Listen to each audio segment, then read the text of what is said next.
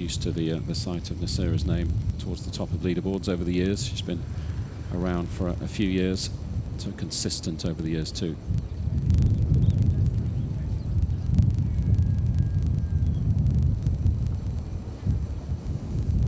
It's a slightly deceptive course, this, isn't it, in terms of weather. When you get out on the course, there are quite a few tree-lined fairways, and it can feel quite sheltered at times. But when you get onto the elevated ground, you really feel the breeze off the Atlantic, don't you? Yeah, that's where the caddy has to work really hard for the player. Particularly on the front nine, the course is, if you were standing with your back to the clubhouse, sort of to the left, isn't it? That's where the Atlantic is. Where the wind much firmer the closer to the ocean you are. Yeah, it's very open and exposed. But I'm sure the ladies are relieved generally that the wind they experienced on Wednesday afternoon in the final practice round disappeared on Thursday, because it was, we're led to believe, almost unplayable on Wednesday. Yeah, I don't think many girls went out actually for a practice round on Wednesday. Obviously they had the tournament pro-am. I think just a walk with your putter was required for that Wednesday afternoon.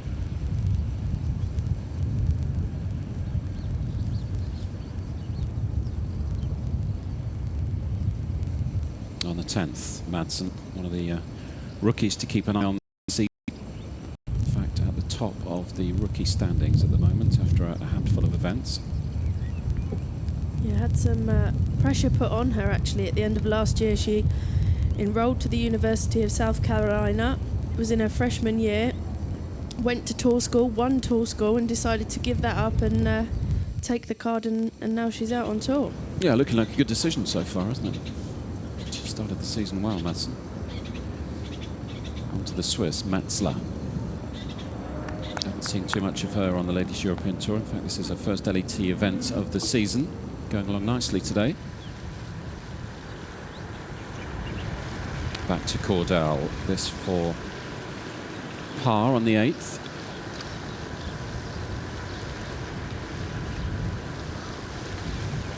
Be another drop shot for Annalise.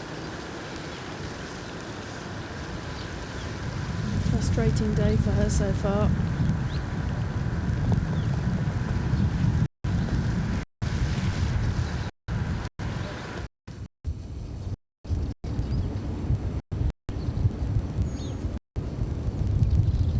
Madsen second on the 10th, 7 under the tournament, so as it stands, just a couple off the lead.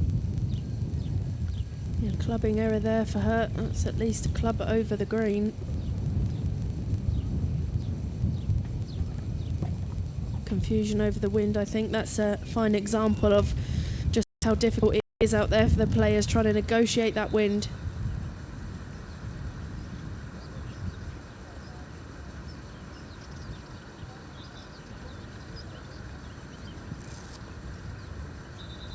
Just over the wall beyond the club. That's how close we are to the water. On the Atlantic coast of Morocco. Beautiful part of the world to visit this time of year, though. Just pleasantly warm out there.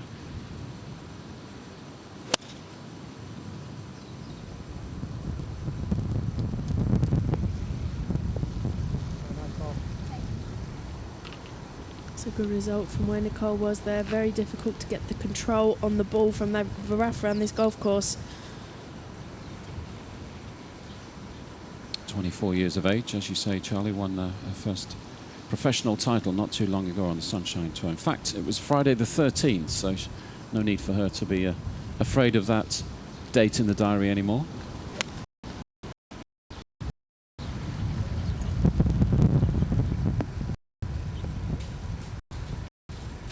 Using the contours very well there.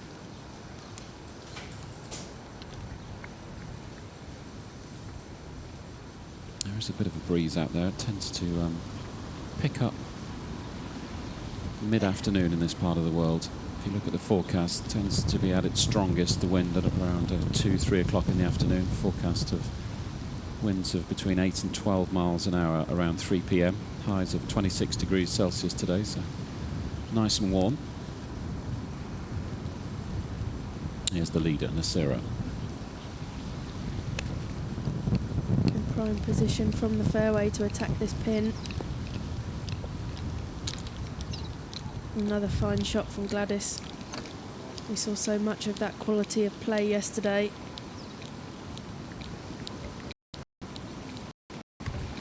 Says she wants revenge this week after narrowly missing out this time last year. She led during that final round. Charlie Hull produced some sensational golf that day. 62 she shot to reel in Nera before delivering the killer blow on the first extra hole, the par 3 18th here. Cordal on the 9th. Needs to start making amends. Frenchwoman, if she wants to start the leaderboard small.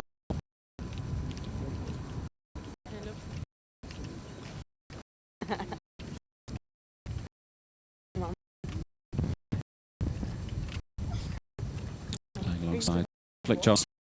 With a smile on her face, and she seems to the right balance of focus, but keeping things in perspective and the goal. It's important, isn't it, for a player? It is very important, and I think obviously we mentioned that the 30s field this week. That's something that they have to learn to adapt to. You know, you can't concentrate for the whole 5 hours or so that you're on the golf course. You have off. I know two years who've been out here a while, having a shot, and it's all about. Yeah, it's a point you make about the emergence of rookies at this tournament as well. Of course, the season started down in Australia and New Zealand, and then we jumped over to China. Hopefully that was the last of the Ladies European Tour, but due to the strength of those fields, I guess the financial aspect of travelling to that part of the world, we tend to see the new group of rookies for the first time. You tend to get a few surprise names on the leaderboard. Absolutely, I think a lot of that is no fear. You know, they've not been in this position really, other than tour school. This is the first opportunity they've got to be in a tournament environment like this. Almost a make or break situation. Now that's Madsen. We believe she's getting a free drop just next to the TV camera tower there.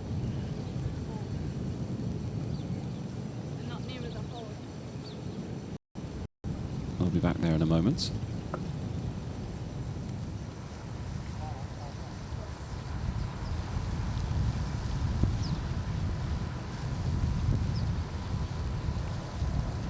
Let's rejoin the final group on the 8th green, Garcia.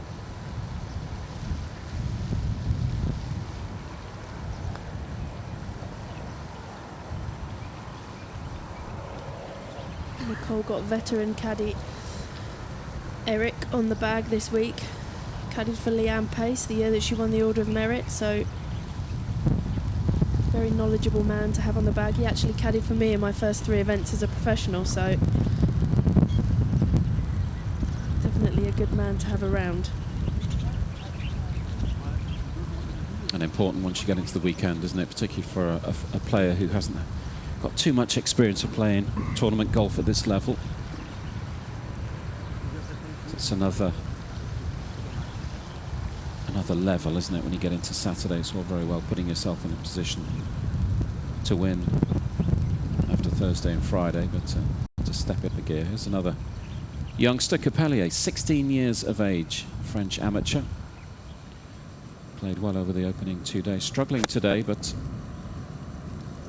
another name I'm sure we'll see a lot more of in the future. Absolutely, she's been very impressive. Shot a 64 around this golf course last year in the second round. Future's bright for sure. Nera for birdie. Opportunity to move out to 10 under par once more. Agonisingly close for Gladys. I don't think she can quite believe that one.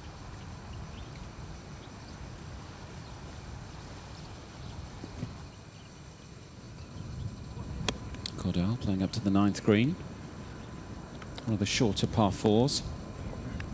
That's fabulous. I was just about to say, with it being so short, it's a great one for the players to attack, and Annalise has done a great job there.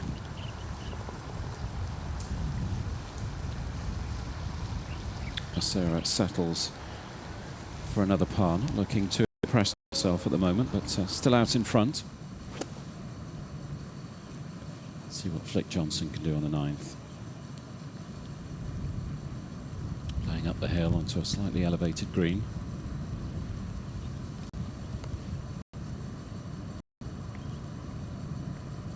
A pin right at the back today, 22 paces on.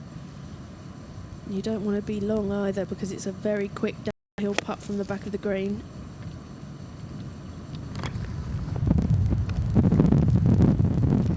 Great distance control from Flick. That's a good idea of the breeze once you get up onto those elevated sections of the course, and that's certainly one of them, the 9th green around the clubhouse. That's probably the highest point of the course, isn't it? And you can feel the breeze coming off the ocean up there. Now back to Nana Madsen on the 10th, next to the TV tower. What could you do from there?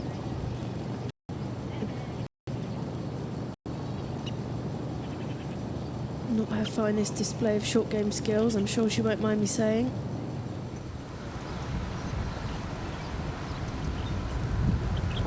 Garcia stays on 8 under. Still just a shot off the lead. Sarah out in front on 9 under par. Johnson and Garcia 1 behind on 8 under.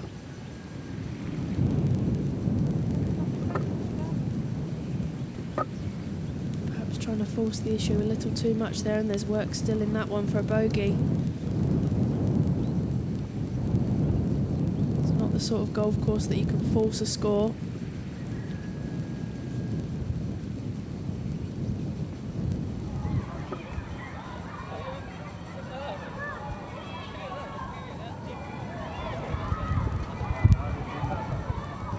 Jump back to the Swiss, Meltzer.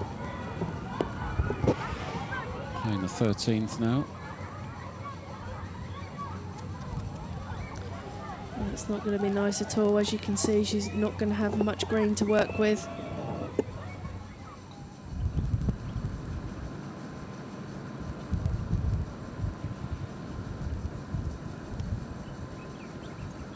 Capellier.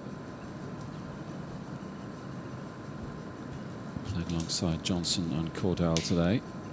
Oh yes, that was travelling. It certainly was.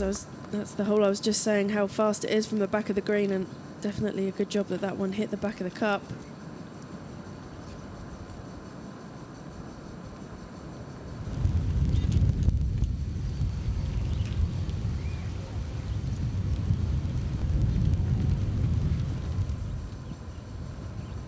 Flick Johnson next to putt.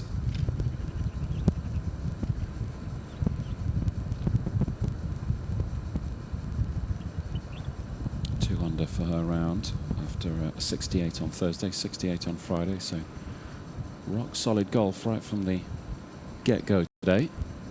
This week, should I say. Birdie the first and the second.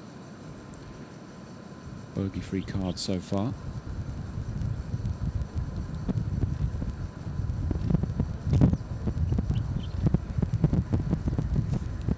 Very subtle breaks on these greens. They look good most of the way, and then right at the last minute they just fall away. And there's still a few feet left in that one.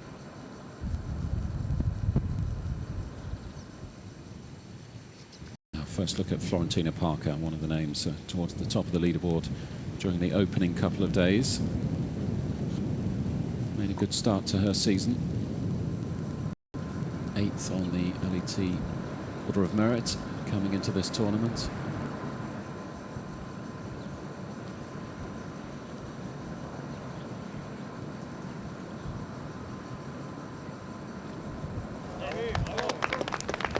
A good putt for Annalise Cordell.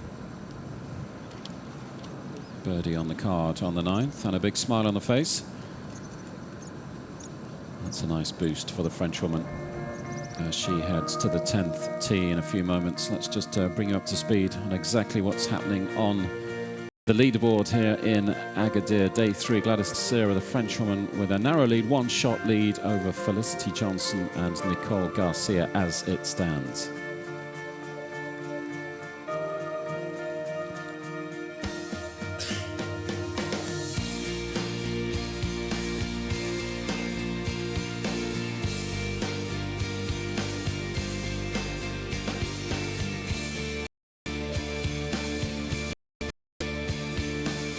A few names we haven't yet had time to have a closer look at, the likes of Eleanor Gibbons having a good week as well, tied for 4th alongside Nella Madsen at the moment on 7 under par, just a couple off the lead. Melanie Matzler, we've seen a little bit of her so far today, 6 under, 3 off the lead.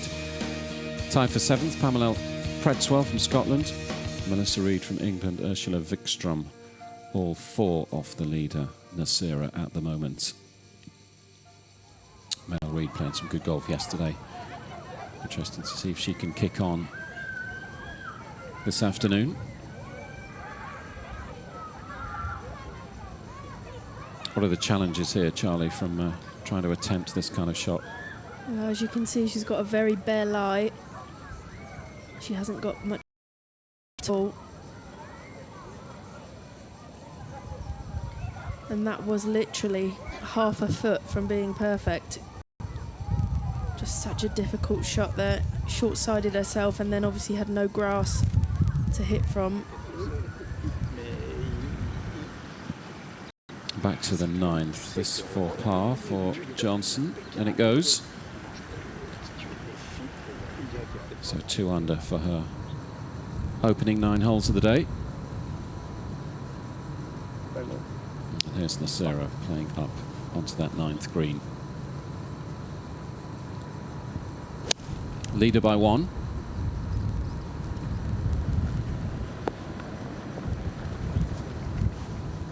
Very nice. I've been so impressed with Gladys's iron play this week. Very rare that she's not within 10 to 15 feet of the pin.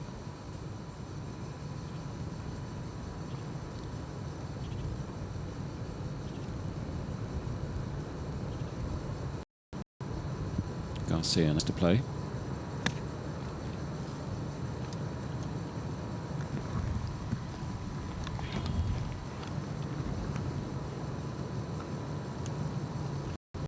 Level par for her 3rd round at the moment. Dropped a shot on the 5th. Birdie the 6th, bounce back in style.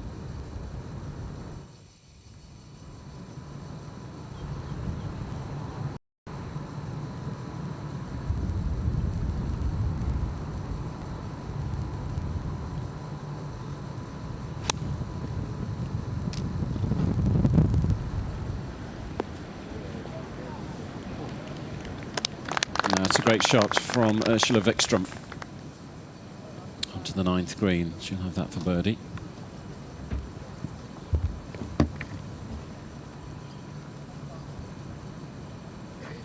Just trying to bounce back after that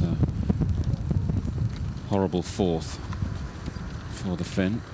A 7 on the par 4 4th.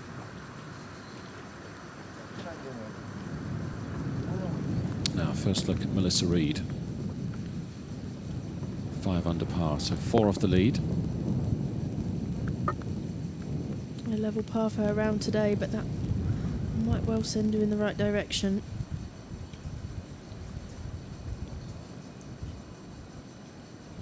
Finished her 2014 season strongly, didn't she, Mel, in Dubai? A strong tournament, that one. Often attracts a very strong international field.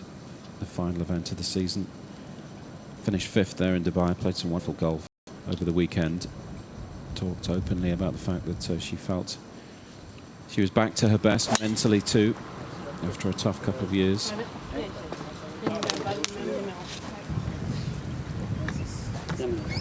She's the full package, Mel Reid, isn't she? When she's firing, when she's focused, she is dangerous at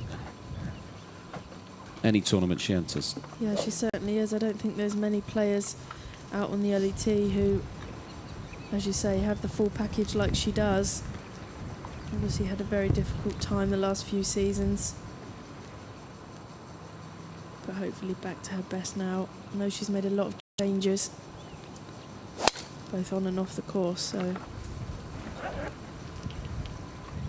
Yeah, the event we're referring to, of course, the tragic death of her mother just before the event in Germany a couple of years ago. Which, of course, took a lot of recovering from for Melissa. All credit to her for getting back to her best on the golf course.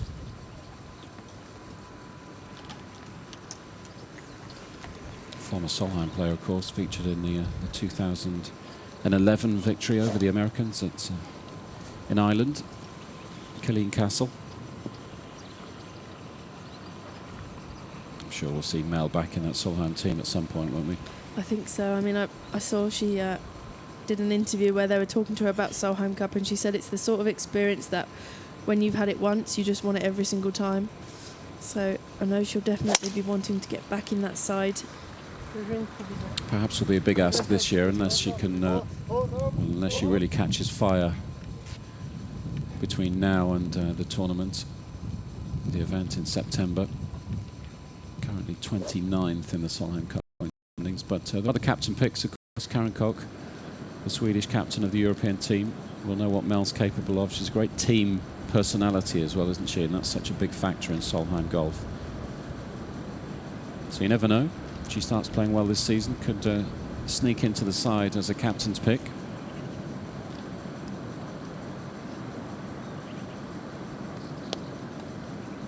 Certainly that type of competition, it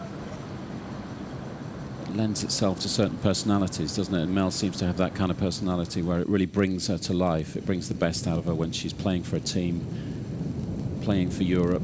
She really shone in Ireland. Yeah, she's almost like the Ian Poulter of the women's game. Played with such passion at that Solheim Cup. Now Nasira, this for 10 under par. Oh yes, rock solid from the Frenchwoman. She gives herself a little bit of breathing space at the top of the leaderboard.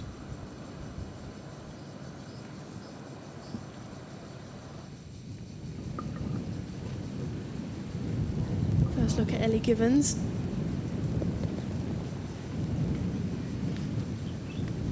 26-year-old from Darlington in England. Yeah, fourth place at the moment, the English woman. Vickstrom for birdie. In it goes. A nice end to her front nine.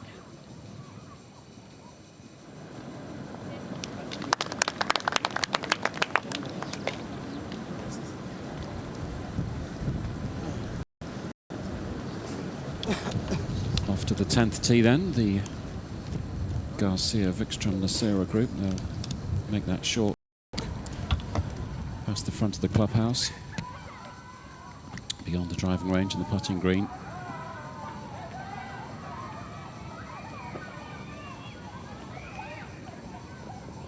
A drop shot from Metzler after she found herself on the path a few moments ago.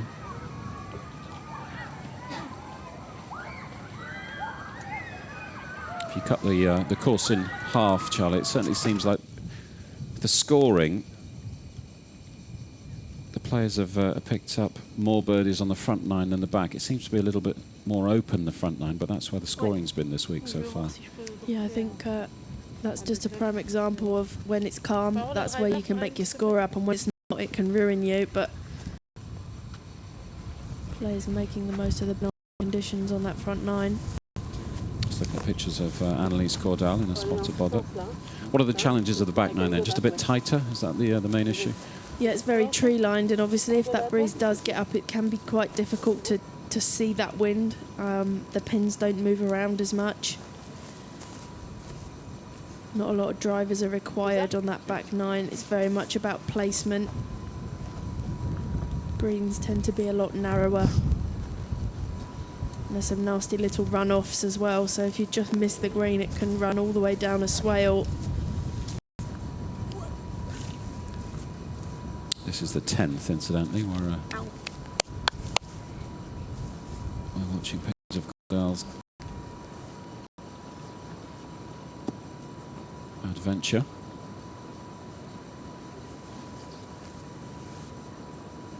Having an up and down day, isn't she, to say the least?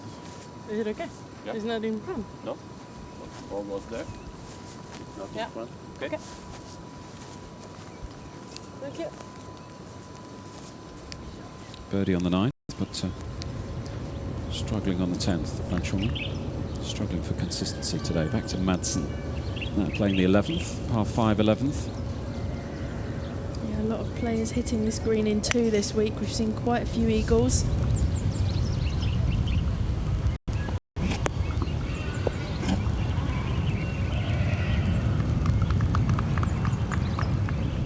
It's almost impossible to stop those second shots coming into that green. Obviously you're coming in with a wood or a long iron. The surfaces are very, very firm. It's the view that Cordell has. Also going to be very difficult for Annalise to attack this pin because this lie is going to force her ball to travel right to left, which is obviously away from the pin. To get it where she's going to have to aim off the green right, so I think she'll just be going for a sensible play into the heart of the green.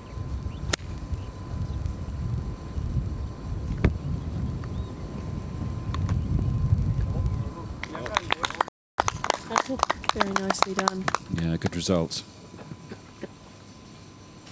Shouldn't be too phased by breezy conditions. Annalise comes from Saint-Jean-de-Luz, former venue on the Ladies European Tour. French Open played there in the past.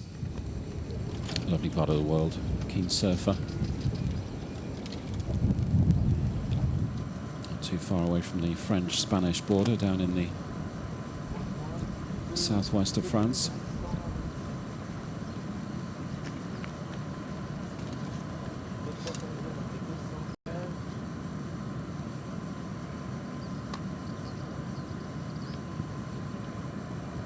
Two-shot lead for Nera then, as it stands, 10 under par.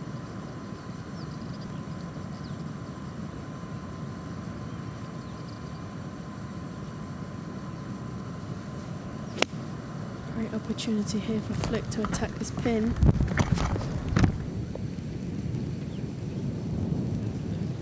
Not bad effort.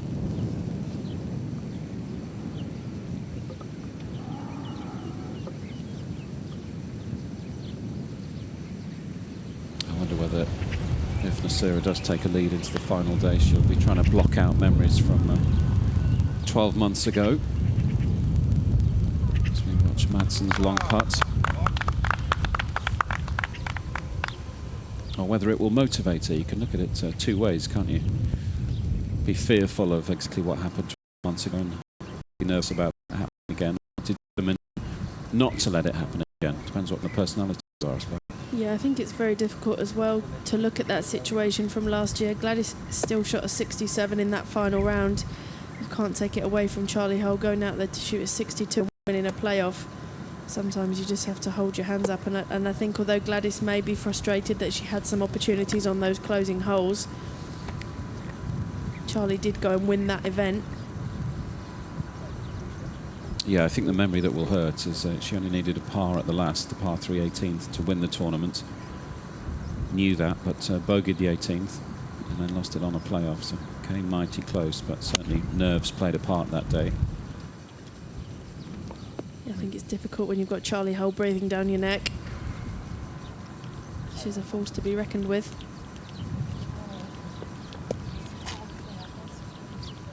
Could be a big weekend for Nera in terms of push for a Solheim place later this year, of course. September the 18th to the 20th in Germany for the first time, the competition against the Americans. Big weekend for European golf, particularly having won it a couple of times in Ireland and the Americans in Colorado on American soil last time round in 2013. It's an event all the players very much look forward to. Gladys has been part of it before, 3 times in fact. I know she's keen to be on the team once more. 3rd in the Solheim standings at the moment, so in a good position.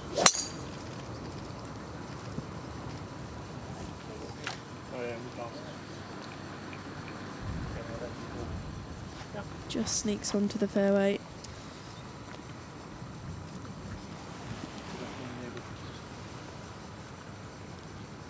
Very difficult for the players on this back 9. There's almost no flat lies.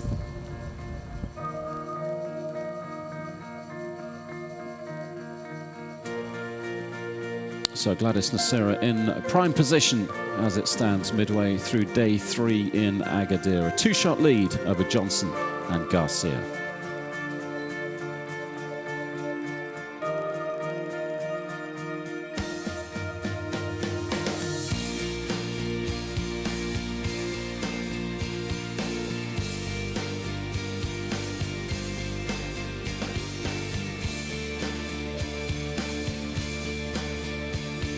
Eleanor Givens alone in 4th now, 7 under par, just 3 off the lead in Nacera. Madsen, Reed and Vickstrom 4 off the lead, all on 6 under par. Metzler, Parker and Price 1 shot back.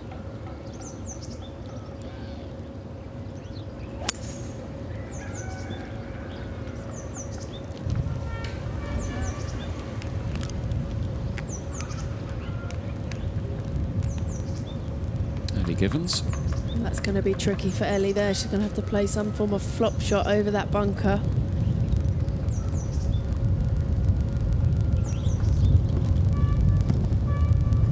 Tackling the par 5 11th.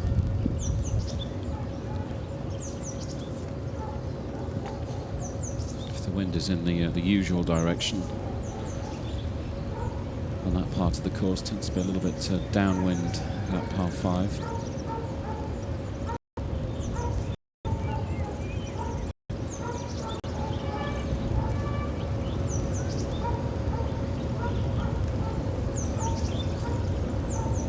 Celine Urban.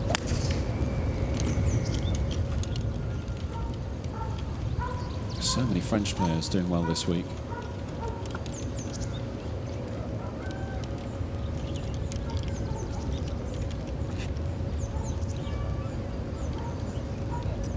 Helps, I guess, doesn't it, when there's such a big group of you consistently doing well on the tour. Push each other along. Yeah, they're all friends as well, which helps. See some downtime on the golf course. The more comfortable you feel off the golf course, the better you're going to play.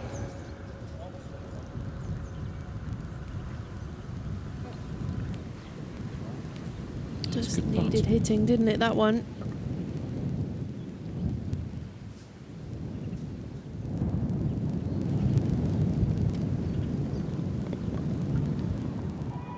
Two ladies' European Tour titles for Johnson in the past. 2011, the Lacoste Ladies Open. Most recent.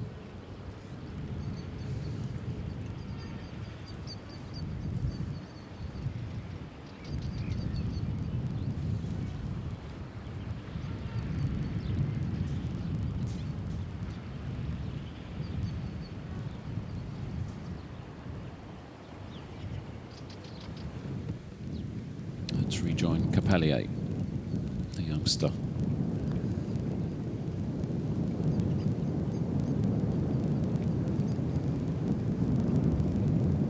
Perhaps feeling the nerves out there today. Not playing as well as she has done on the opening 2 days. Par for round 2. Yeah, similar scenario to last year, wasn't it? Had a fantastic second round.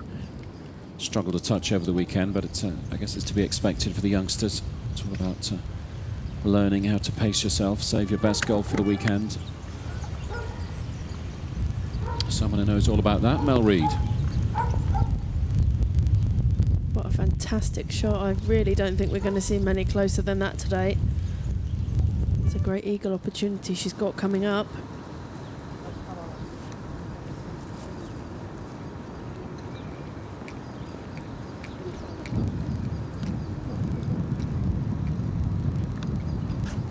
Go. Final group now on the 10th.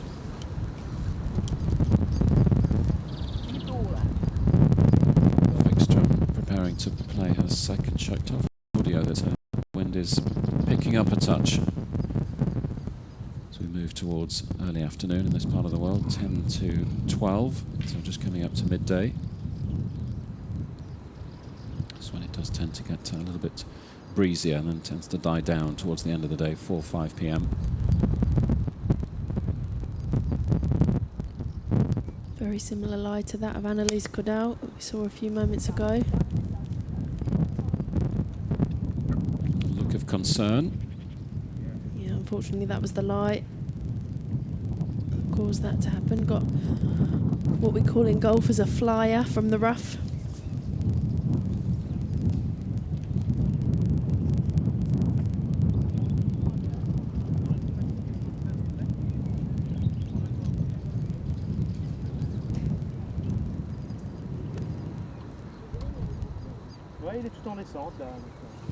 Let's see what Nera can do. Hasn't really been able to match the quality of golf she produced over the opening 2 days, but still in a healthy position, 2-shot lead.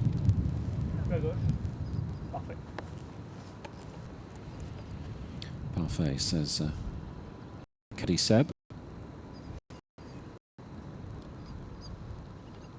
Let's see if the results parfait. Pretty good.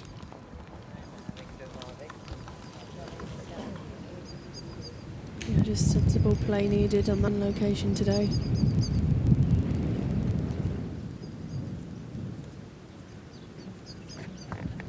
Just from the body language, maybe Nera just feeling a touch frustrated out there today. Maybe feels she just can't quite get it going. There's an opportunity to pull away from the field. Hasn't been able to do that so far. I think it's difficult after her day yesterday. Obviously 12 pars and 6 birdies in her round, so firing on all cylinders, it's sometimes difficult to match that. Of course, Nera was out in the morning yesterday as well, wasn't she? When probably the best conditions we've had all week yesterday morning. It was completely calm out there. The wind picked for attacking.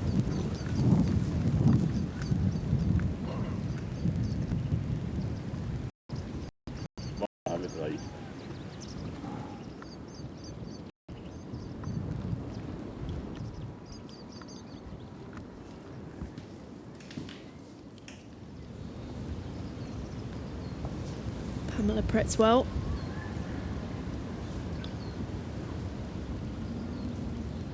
Had a great start to her 2015 season. 2 top 10s already in New Zealand and China at the World Championship.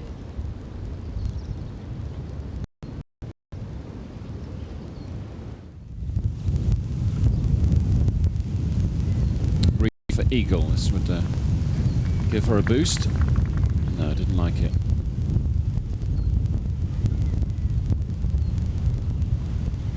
She'll have that for birdie though, so would expect her to move on to 7 under par.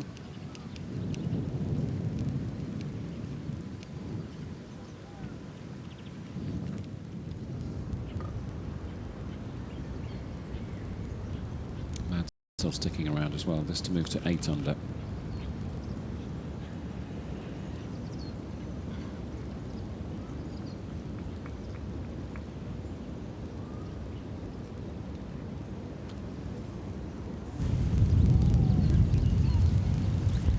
Ellie Gibbons birdie opportunity here at the 11th. Round and round it goes.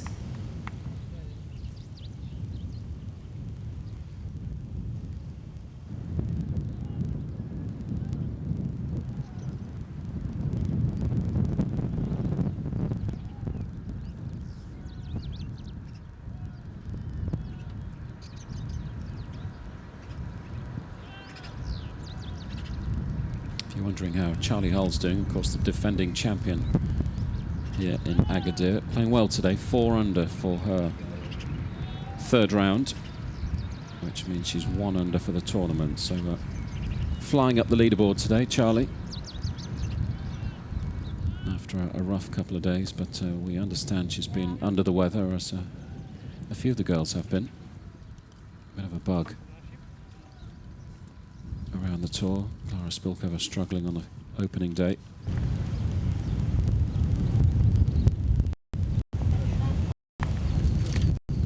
Birdie for Reed.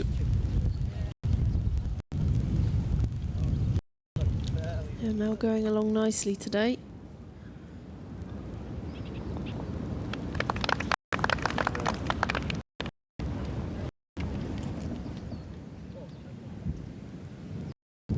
Yeah, she's gathering momentum.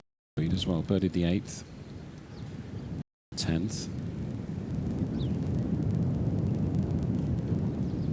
And the 11th as well, of course.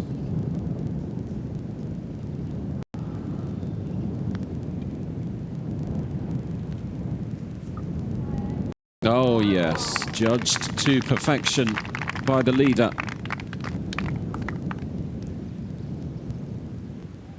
Yeah, Gladys having to be patient for her round today, but turning things around now. Yeah, back-to-back birdies. She now has a 3-shot lead.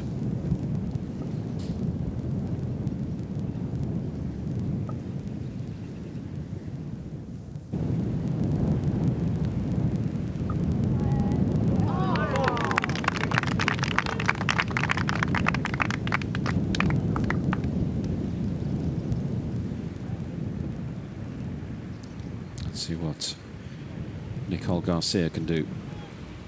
She would have been able to learn a little bit from Gladys's putt.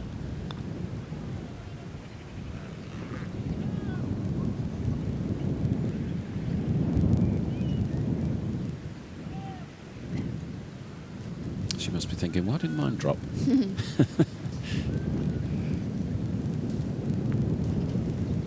Can seem a little unfair at times, this sport. Can be so cruel, but we're suckers as golfers. All it takes is one good shot and we'll come back for more.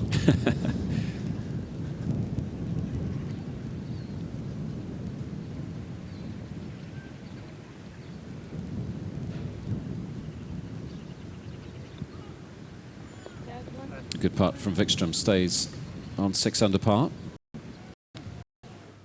but has lost a little bit of ground on Nasira today. 5 behind the leader now. Florentina Parker, incidentally, having a good day. Haven't seen too much of her so far, but 4 birdies in 5 holes for her. 8 at the 10th, the 11th and the 12th. Moved her on to 7 under, so into 5th and 4 off the lead for Flory.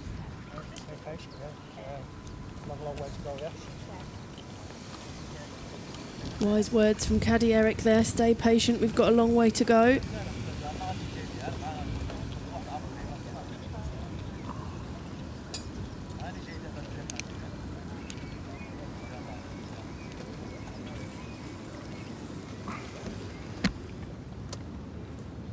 Givens on the 12th tee. 371 yards.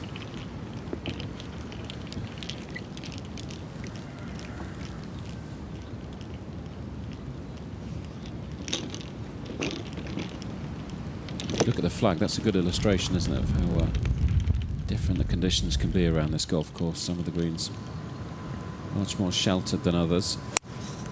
Yeah, that can be very difficult as well when you know the wind is there and you're standing on the tee and you're looking at a green where the pin isn't moving whatsoever. It's trusting your club selection. Your mind can play tricks on you even right at the top of your backswing. So having a clear mind and focus, very much needed.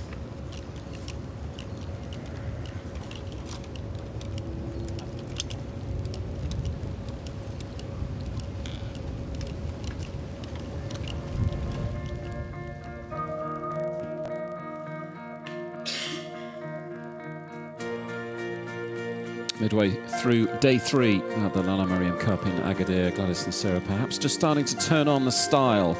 Back-to-back birdies have earned her a 3-shot lead.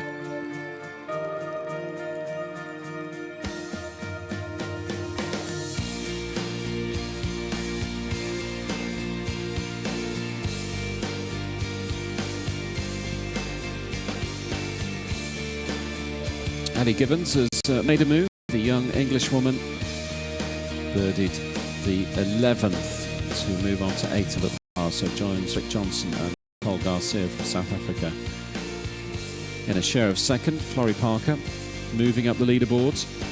4 birdies inside 5 holes for her. They've moved her on to 7 under par alongside Nana Madsen and Mel Reid, who also birdied the 11th. Pamela Pretzwell, Ursula Vickstrom tied for 8th on 6 under par. Marta Sands having a good day as well. Round of 67 for her. A little further down the leaderboard, Melanie Matzler, the Swiss, now alongside Celine Urban from France, 4 under par, tied for 10th, and then a big group of players all on 3 under par for the tournament, tied for 13th. Camilla Lennart, Isabelle Boineau, Stacey Lee Bregman, another South African, Melanie Jorgensen, Tonya Daffenrud, who shared the lead at the end of day 1. Fired in a 4 under 67 on Thursday. Jumped to the top of the leaderboard. Charlotte Ellis as well, also on 3 under par. And some quality towards the top of the leaderboard, no doubt about that. Garcia, 11th tee, 5. Drive off the tee.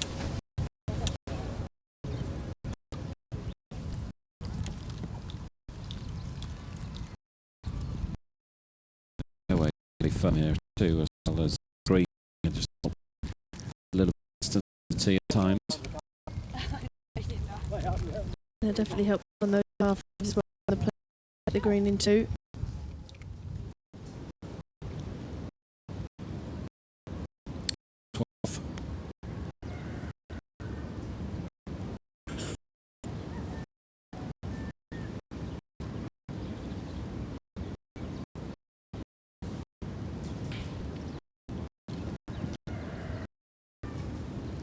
Second shot, not impressed with.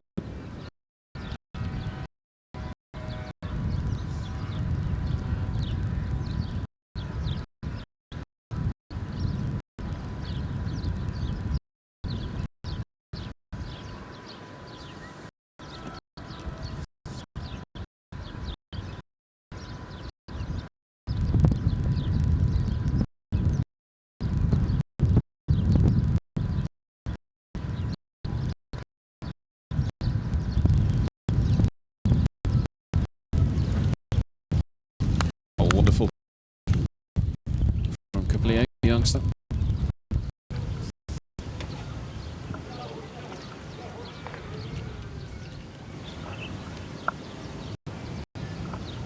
Very nice, just bruising the turf.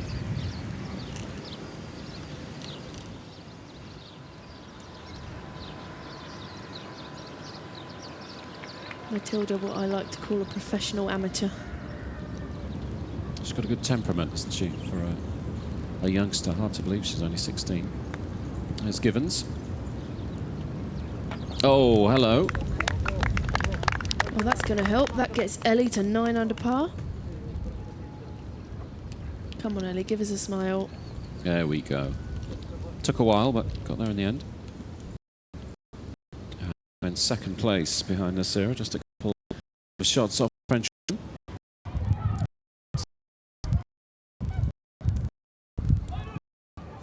Madsen on the 13th, par 4 13th, second shot.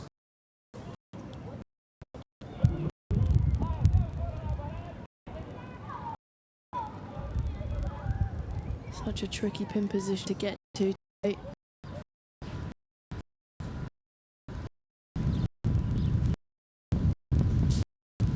shot's good. Best flick. Short-sided herself in this bunker.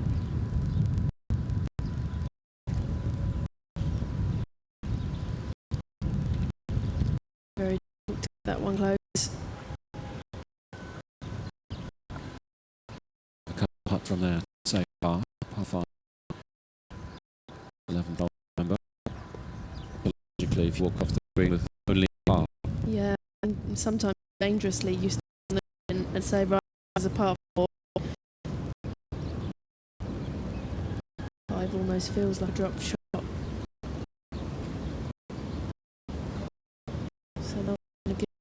back. Just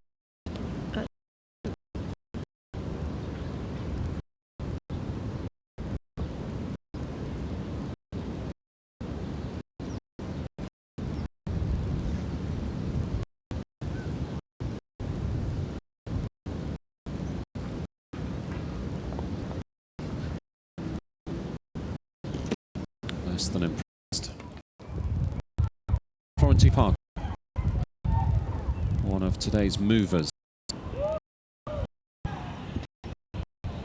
representing the base Germany.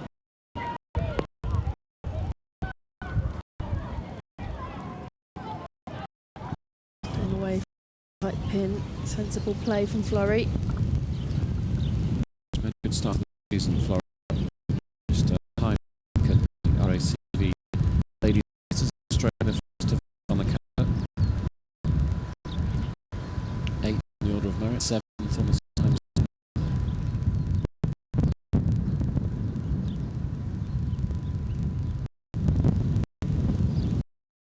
They can not have that one go. No, making a bit of a race at 11th, and she shall have to see par.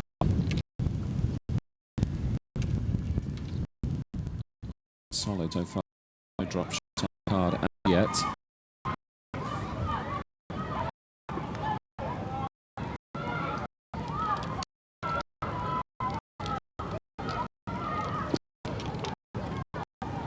Madsen with work to save par 2.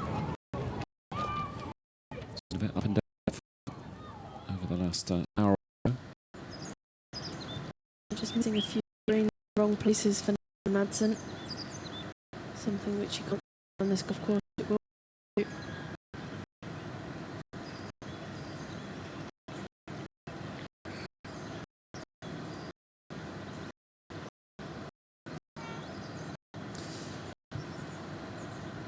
Astera still out in front. In fact, Givens has moved on to 9 under at the moment.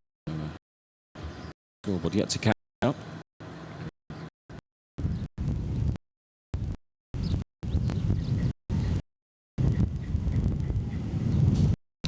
Birdie. Nicely done.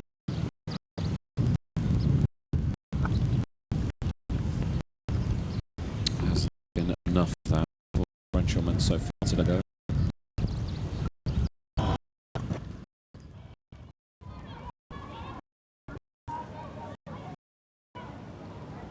See what Tina can do on the 18th.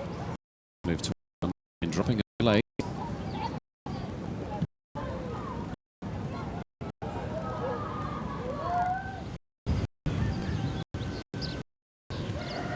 Johnson safe par. Yeah, this is not what you wanted here at 11.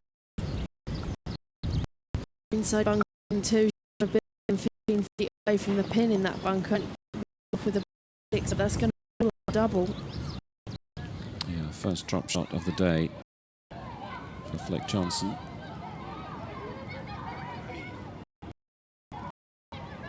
Forward to drop shot on the par 5s.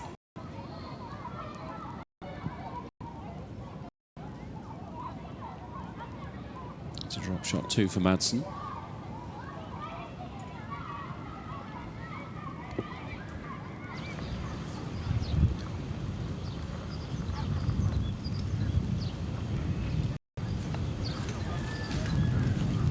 Final group tackling the par 5 11th now, Vickstrom. Oh, that's a fabulous shot. How about that? Using the bank at the front of the green, killing the speed.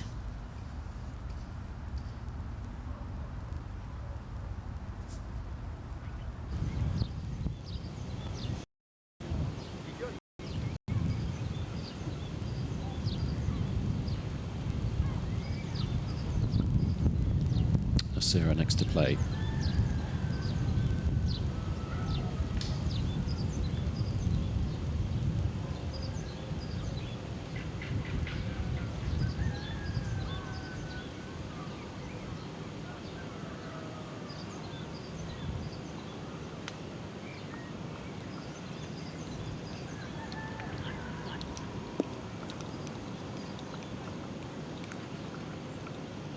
just about makes it onto the putting surface.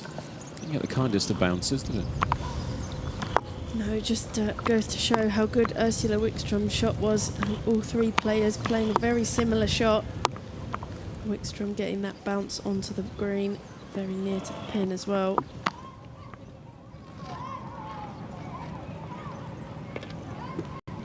Florrie Parker in for par. She'll be pleased with the day's work so far, no doubt about that. Winner in Italy last year, knows what it takes. That was her second Ladies European Tour title for Parker, won in the Netherlands a few years ago. Capellier, 4 under par now.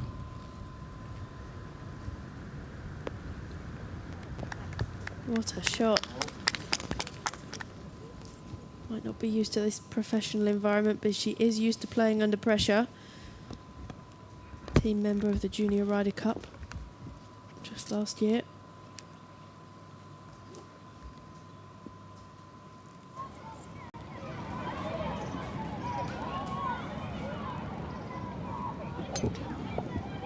Ellie Givens.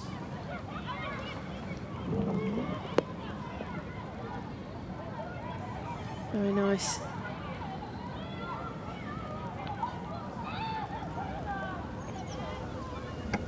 She's been solid this week too, hasn't she, Ali? 68 on Thursday, 69 on Friday. Currently 3 under for her third round. I struggled the last couple of years with some knee pain. Had an operation last season, now back to her best. It's great to see Ellie playing well, enjoying her time on the golf course. Now Flick Johnson on the 12th tee, par 3, needs to put those negative emotions to one side after dropping a shot on the 11th.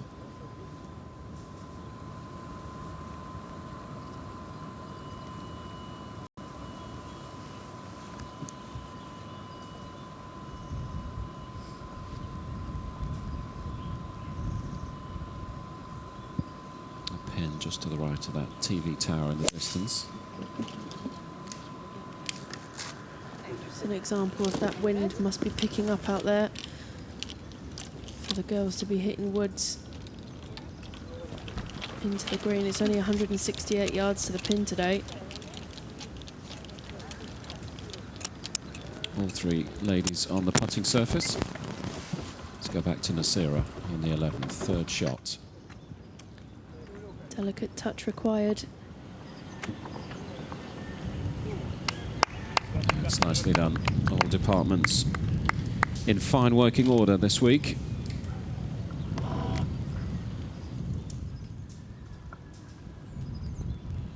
Clearly wants to be part of Karen Koch's European Solheim team later this year, but when you talk to her about it, I think she's trying to play it down, isn't she? So disappointed not to make the European team last time around, the team that made the trip to Colorado. So perhaps just trying to not put too much pressure on herself, not have too many expectations, but at the moment looks like she's going to play herself onto that team anyway. Yeah, I think it was very difficult for Gladys as well. Obviously she had her own disappointments, but I know that a lot of people were sort of ringing her up and tweeting her to say, oh, I can't believe you didn't make the team. It's not really the sort of thing that you need to be hearing when you're trying to recover from your own disappointment. So, testament to Gladys that she's back fighting to get in that side.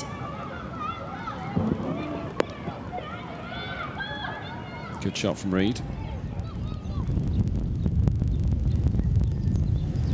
It was an eagle putt for Vickstrom on the 11th. We've seen a few putts on that line. All the players seem to be missing it to the right. I think they're maybe misreading it, or maybe the wind's affecting the line of the putt. Still a birdie on the card.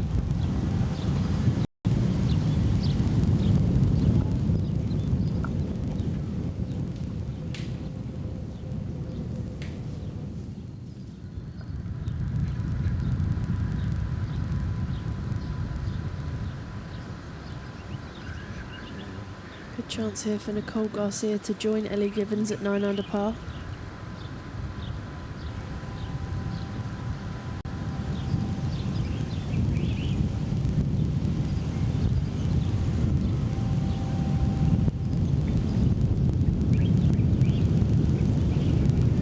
she does. Good putt. She's done well to stick around today, hasn't she? After that 65 yesterday. Sometimes difficult coming back 24 hours later to stay in this sort of company when you're trying to hang on to the likes of Gladys Nasira. Absolutely. I mean, Nicole's not used to being in this position. Clearly handling the pressures very well. Gladys with the opportunity to open up a 3-shot lead once more. Yeah, this would create some breathing space that she would very much enjoy at the top of the leaderboard.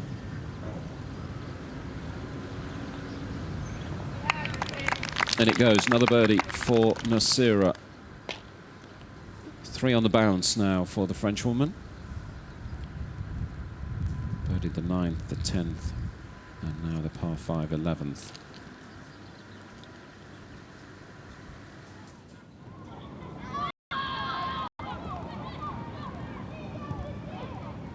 Let's see if Reed can close the gap.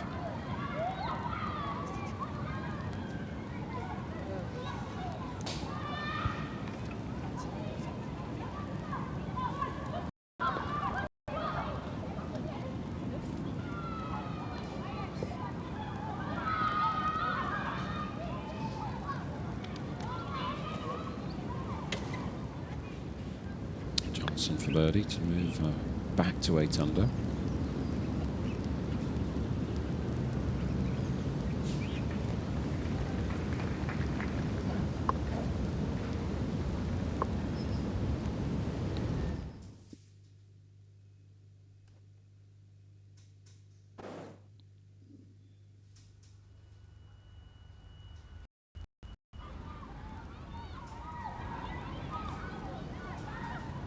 Back to Givens with a birdie opportunity. No, can't move to 10 under, but we'll be pleased with her golf today. No.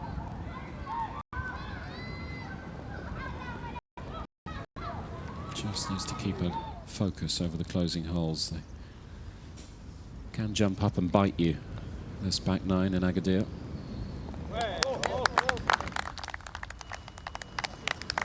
Matilda Capellier trying to turn her day around.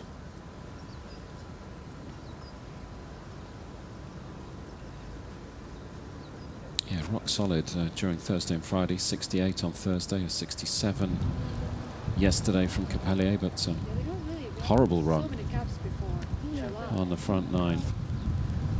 Loaded the 3rd, the 4th, the 5th, the 6th, and the 8th. But turning it around. Last half hour or so, Capellier.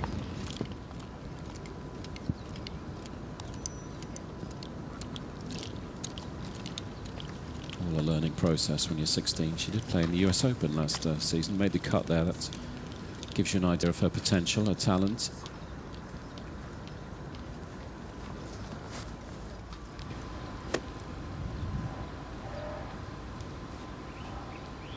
On to the 12th tee, the final group, Vickstrom to play.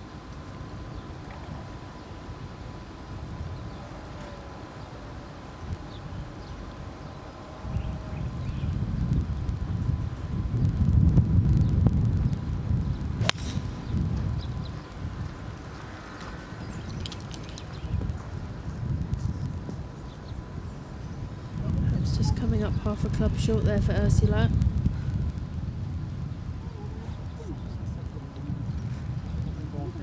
Yet to win on the Ladies European Tour. Vickstrom has come close a few times, handful of second place finishes.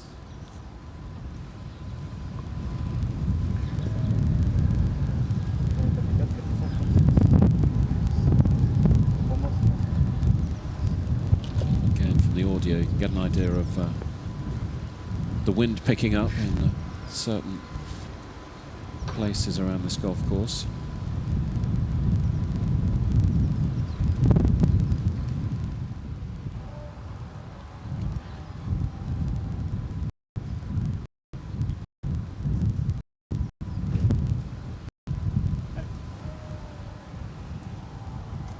Very difficult to trust the clubbing when that wind starts to pick up.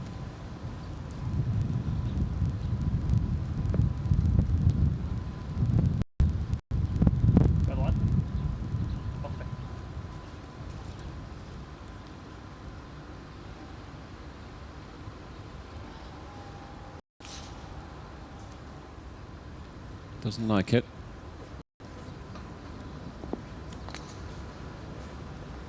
It's not the end of the world there. Very similar place to where we saw Mel Reid chipping from.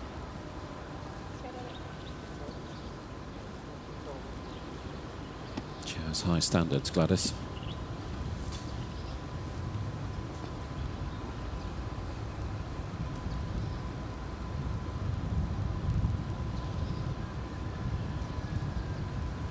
Garcia's turn.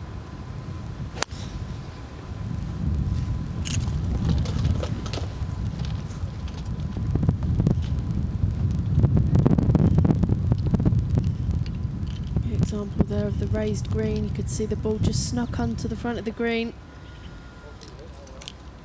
It's rolled back down that bank.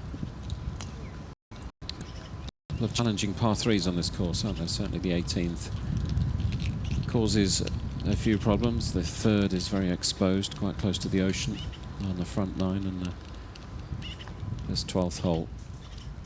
Testing the best of them this afternoon.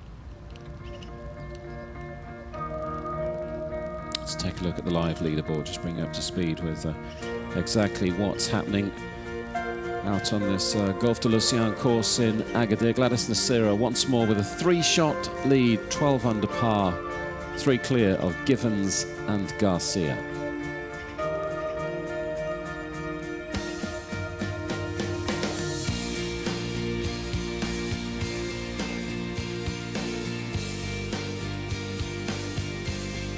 Not too far the lead, Florentina Parker having a very good day at the office.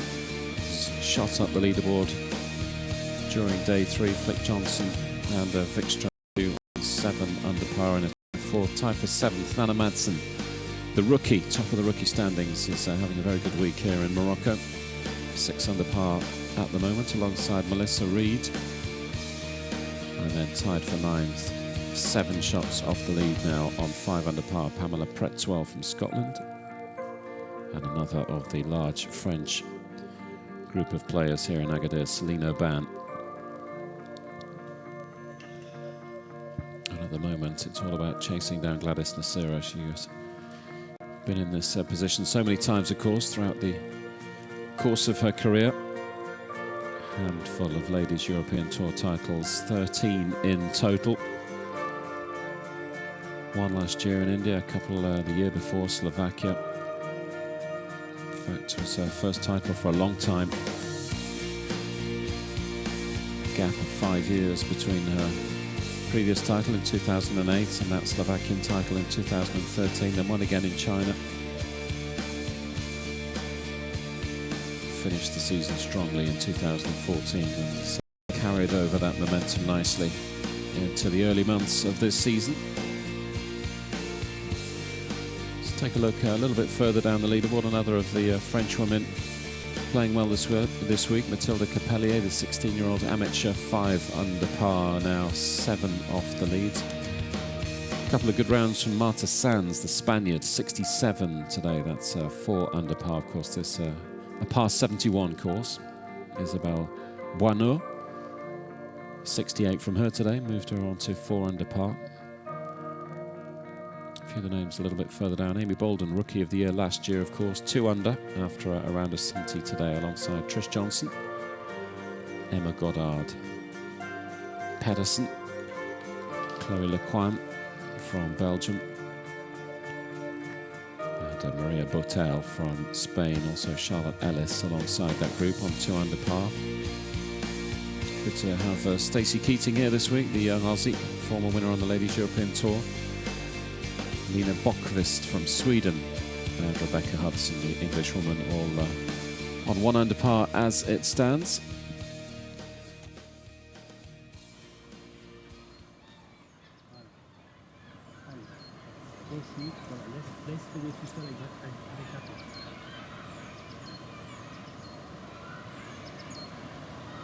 Let's rejoin Capellier, tackling the par 4 13th.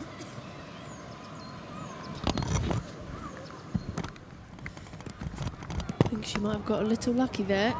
That could have gone anywhere, couldn't it? Ricocheting off the branches.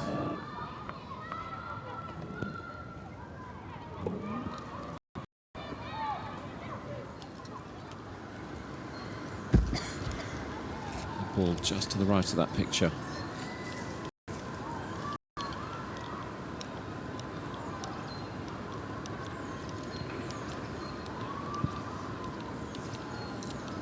Annelies Cordal next to play. She's been on some adventures today, is Annelies.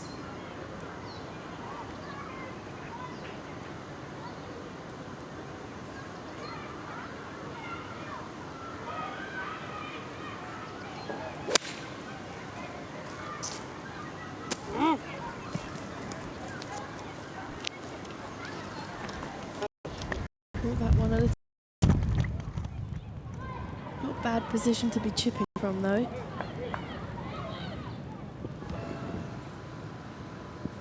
Let's rejoin the leader. Just came up a little short and left with the tee shot. This is a second. Opting for the putter.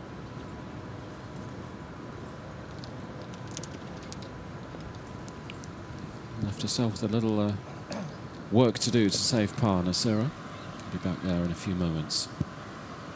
Johnson's second.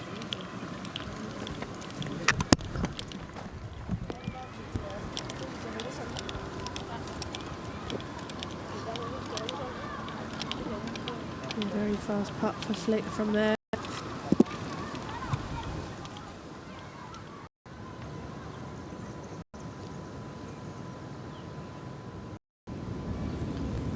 So Garcia chipped up to here, this to save her par.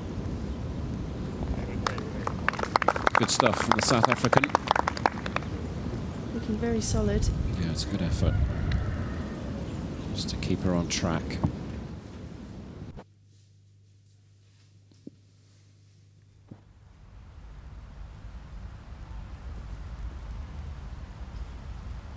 Agadir in the distance, the town. We're just outside this Moroccan coastal town.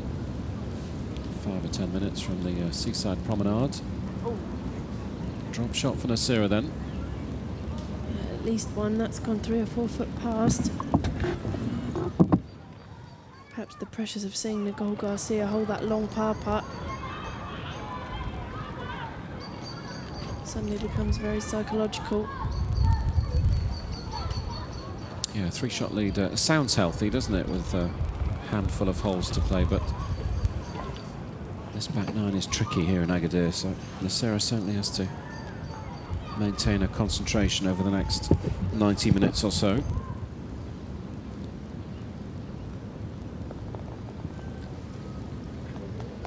Lead cut to just 2 shots now.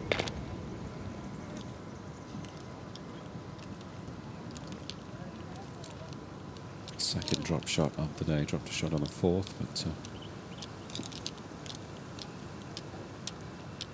still 2 under for her round.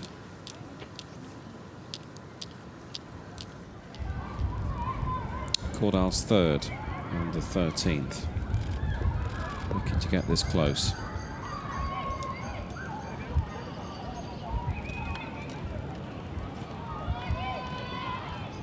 Very difficult to get that one close, have to chip it up the hill. Give it enough juice to get there, but then it's difficult to stop it.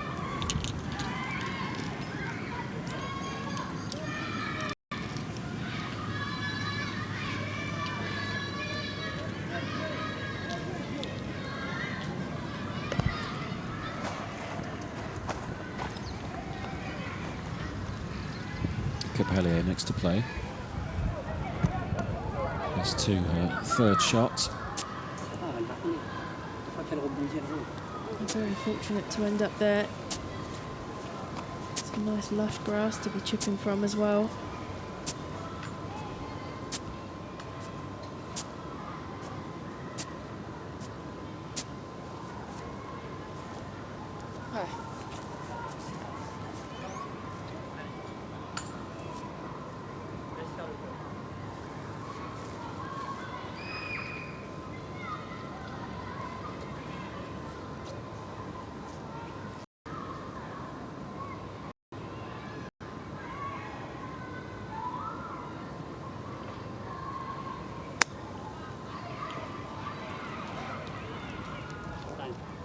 Ouais, alors, mon doigt, tu le vois complètement. Not her best efforts. No, not what she was looking for, Capellier, so she too with work to do. Par 4 13th, the leader Nasira. Looking to bounce back after bogeying the 12th. On the left-hand side of the fairway. In pretty good position. Ideally, this pin location day, the players be actually hitting down the right-hand side of the fairway, but it's very much dicing with death. Lots of woodland down that right-hand side to be avoided.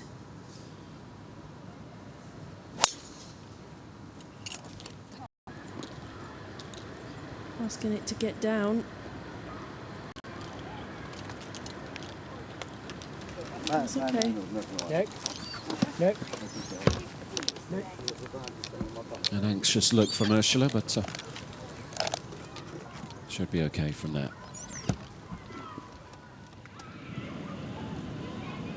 Up on the green, Johnson next to play.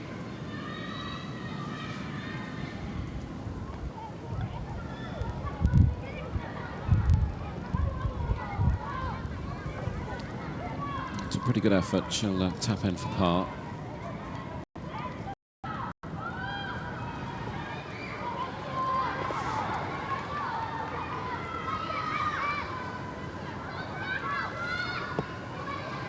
Steadying the ship after the bogey on 11.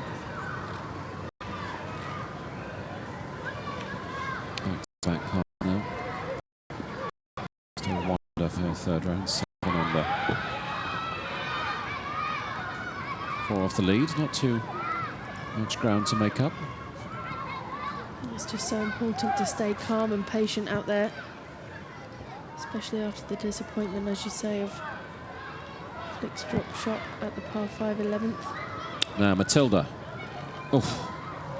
Not too far away, but will be a drop shot for the youngster, the teenager.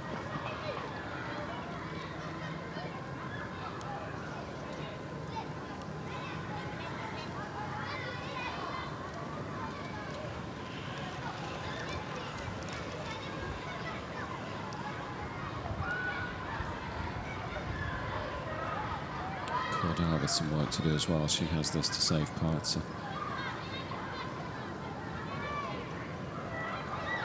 Becoming a tricky hole, this 13th. That's cruel.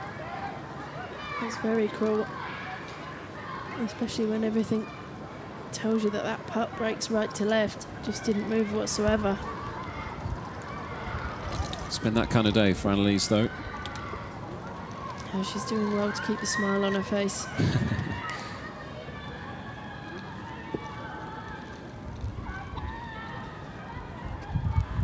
She's had a bit of everything today, Cordell. Only 4 pars on the card, in fact.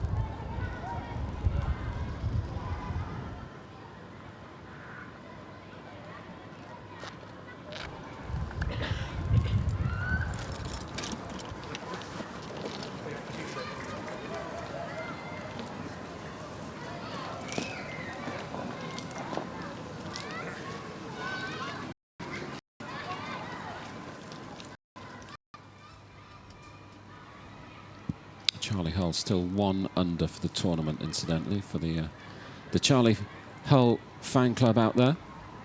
4 under for her third round after rounds of 74 on the opening day, level par 71 yesterday. Living at tie 27th. Just made the cut by the skin of her teeth yesterday. So 10 shots off the leader Nasira at the moment, Charlie. So at the moment, looks like she'll be relinquishing her grip on the trophy, but you never know. Stranger things have happened. Yeah, I'm sure she'll go to bed tonight thinking about that 62 from last year.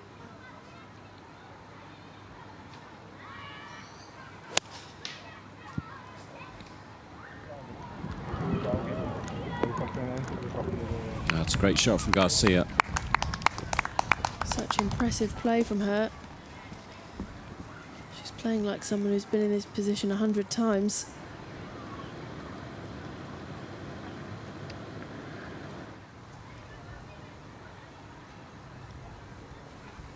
Let's see if Vickstrom can match that.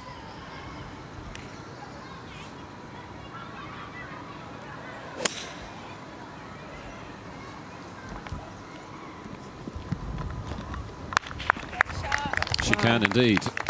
Great shot from there.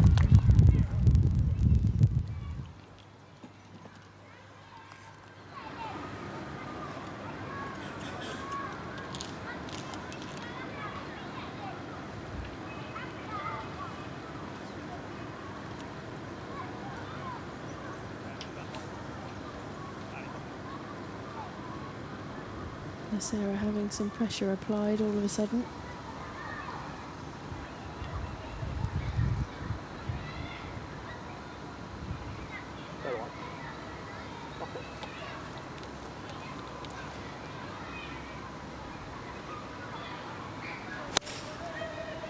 Ball ever so slightly below Gladys's feet there.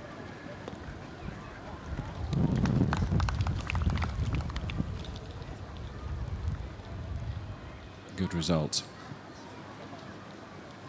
Difficult to tell with Gladys sometimes, isn't it, what she makes of her golf. Doesn't give too much away behind those sunglasses. Yeah, I wonder if she plays poker. Just a 2-shot lead as it stands. Given's putting together one of the rounds of the day at the moment. She's the player pushing hard at the moment. 4 under for her 3rd round. It's getting better and better this week. 68, 69, and at the moment on for a round of 67, the young English woman.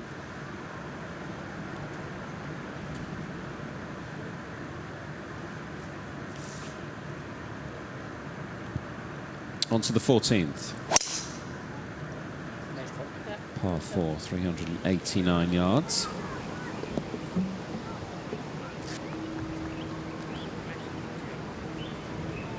It's a great drive from Flick Johnson.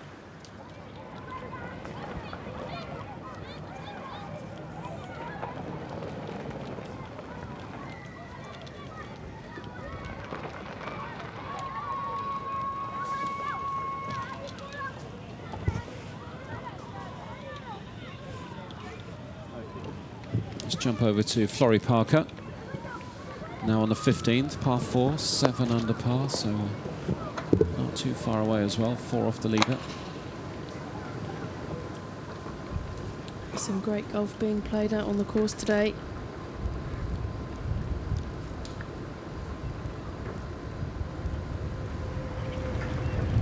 Florrie 3 under for her round today as well, so another player who's changed gear here on day 3 in Agadir.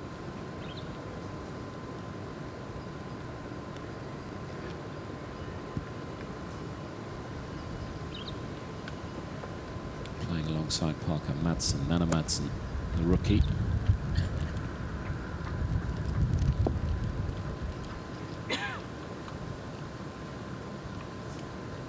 Seen a few clubbing errors going into this afternoon.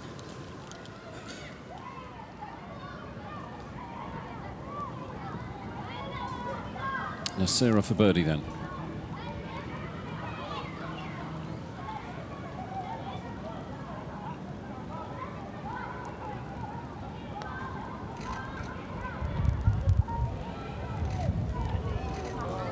Just needed hitting.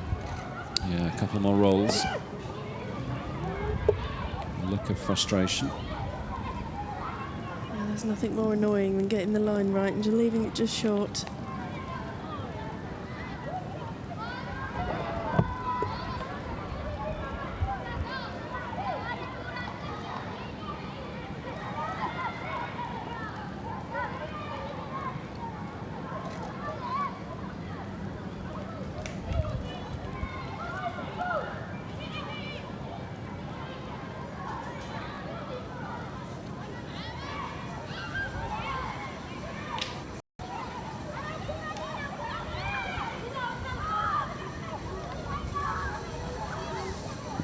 Vickstrom for birdie.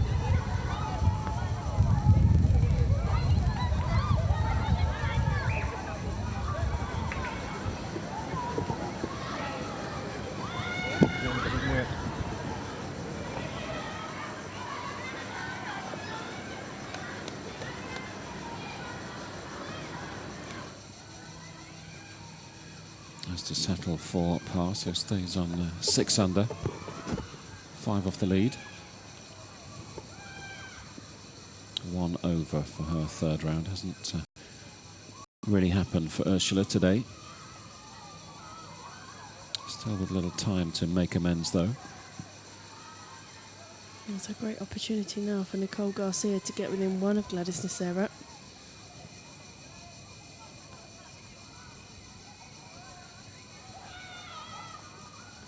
I've had the line right.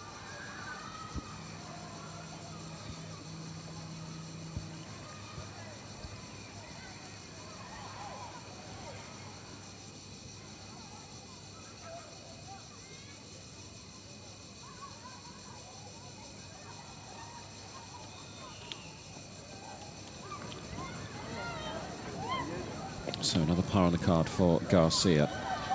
But, staying in touch with Nasira. She'll be pleased with that.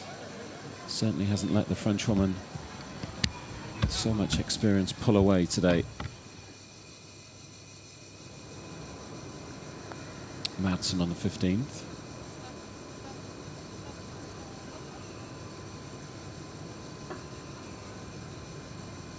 It's not a bad effort from the front of the green.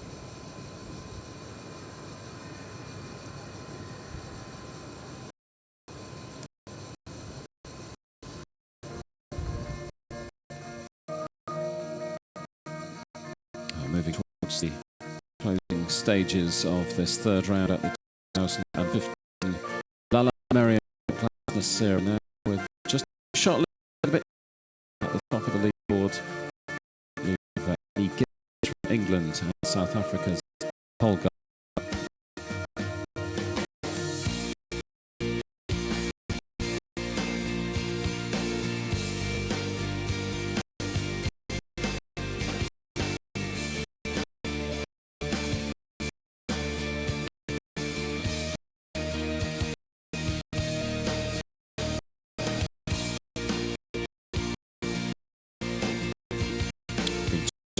So how strong the French have been so far this week. But, all of a sudden, the English were dominating. Morley Gibbons in a tie for second, tie for Torrey Parker and Flick John. Mel Reid for sixth. English fly at the moment. But, okay, down a French woman in pole position and unmarked. Continuing her rookie year in Morocco over the last 2 or 3 days. From Switzerland as of today. A name we'll be keeping an eye on over the coming months. Let's jump back to Flick Johnson. Second on the 14th. Tight right pin location today. Fantastic shot from Flick there. Yeah, it's given herself a fabulous birdie opportunity.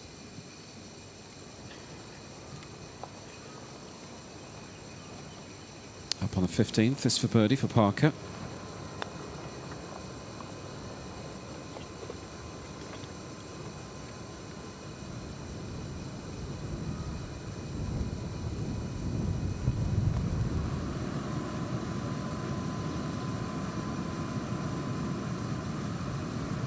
Next to play on the 14th, 4 under par for the tournament.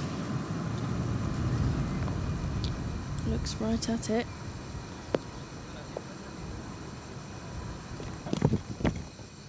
Tricky to stop these shots. Such firm putting surfaces.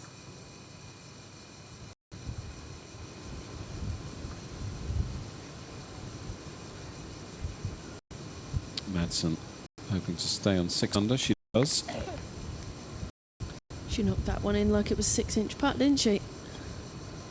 Very impressive.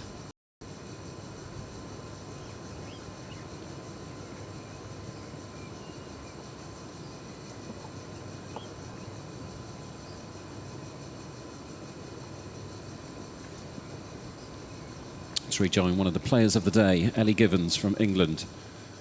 4 under par for the third round, 9 under par for the tournament. Just 2 off the lead. Her second into the 14th.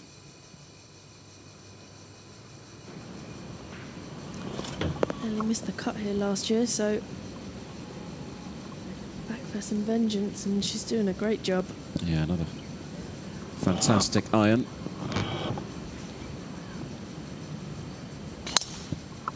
Off the 14th tee, Garcia.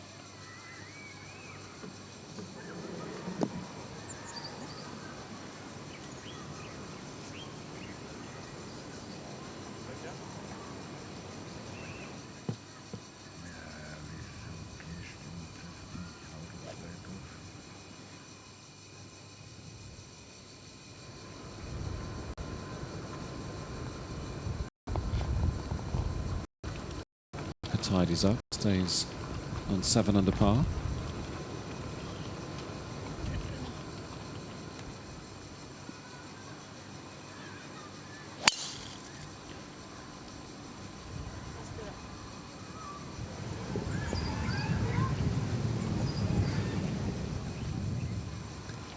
Not the best from Gladys, but I think the fact that we can see it is good news.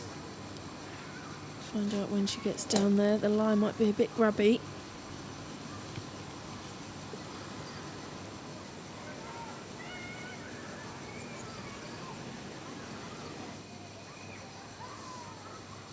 Vickstrom the last to play off the 14th tee.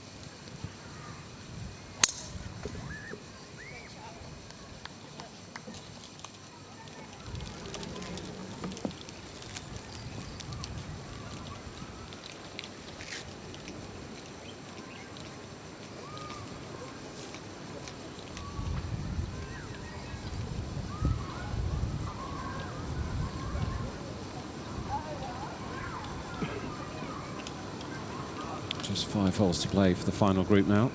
Moving towards the end of the third round.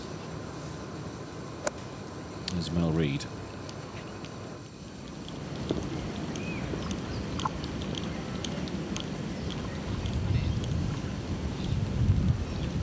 A good effort from where Mel was there, down on the right-hand side from the rough. Not worth taking on that bunker.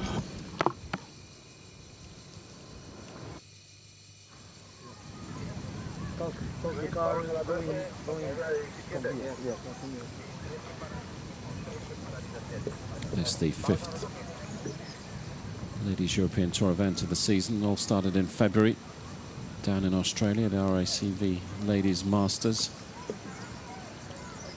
A couple of events down in Australia, in fact, in February. Women's Australian Open, won by Lydia Ko. Charlie Hall had a good week there, tied for 7th, and in March they moved on to New Zealand. Again, won by Lydia Ko. Nana Madsen had a good week there, in fact, finished 3rd. Charlie Hull tied for 6th, and then the most recent event, the World Ladies Championship in Mission Hills in China, down in Haikou, on the southern Chinese island, before jumping to Morocco.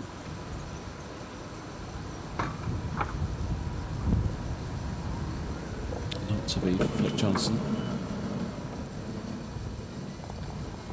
Very frustrating.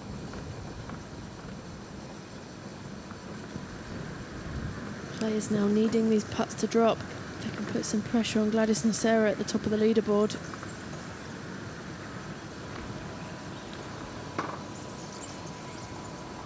Yeah, perhaps a few. You get the feeling that if they don't get a little bit closer to Gladys, they might be finishing their third rounds kicking themselves today, because it's just struggling to pull away Gladys, isn't she? You just get the feeling there's an opportunity for the players just behind her on the leaderboard just to close the gap. Yeah, it's not really that Gladys is doing anything wrong, it's just that it's not quite happening for her at the moment. She's 2 under par for her round, but I think we were treated to such a display yesterday. That's what we've come to expect from Gladys. Yeah, 65 yesterday, you're right. You expect that kind of quality, don't you? Caudal for par on the 14th. To stay 3 under, she does. It's been a bit of a rough day for Caudal, though. 3 over for her third round.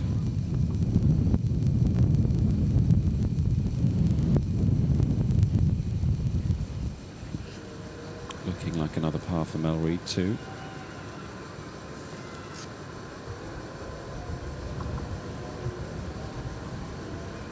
Had a decent start to her year as well, 9th on the 2015 Order of Merit on the Ladies European Tour, Mel Reid. 173.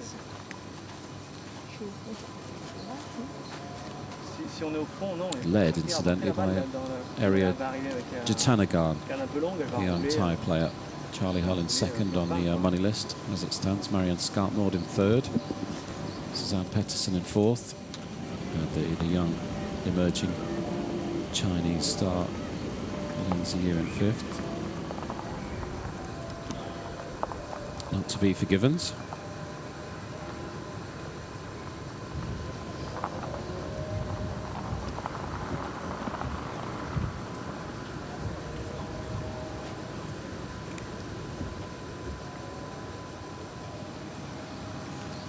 Very tricky now for Gladys.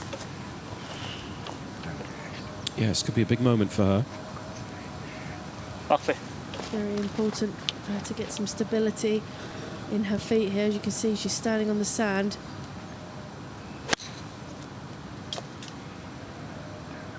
Not quite sure where that one ended up, but I definitely heard a clump of trees. Yeah, there was a contact there, wasn't there? Tell from the reaction, less than impressed. Not too sure where that ball has ended up. But looks like it'll be a testing few moments ahead for Nasira. Certainly in terms of saving par on this 14th hole, maintaining her lead. Vickstrom from the fairway here at 14.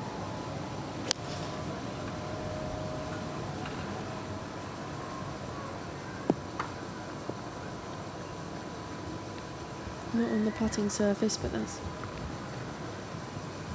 perfectly all right where she is there. Yeah, got the distance spot on, didn't she? Looks like Ellie forgot her sun cream this morning.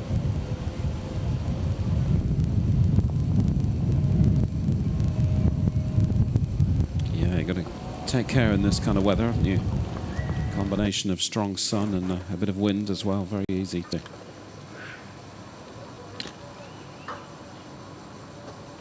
end up getting a little bit burnt out on this course. All part of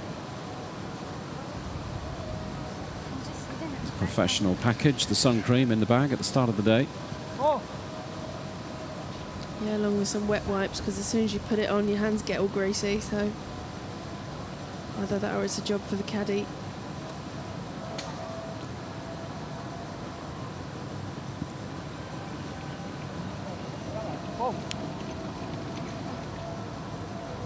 Just a little bit of movement perhaps just behind the green next to that TV tower from a couple of spectators maybe. Garcia just taking her time. Great angle for Nicole to attack this pin.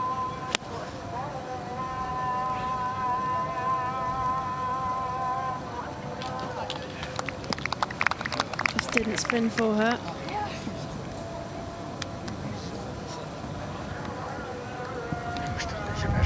But she'll know Gladys is in a spot of bother, so a decent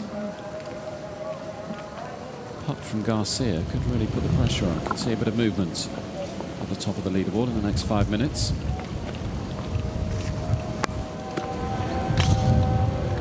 Another fabulous day weather-wise in this part of the world. Agadir in the distance.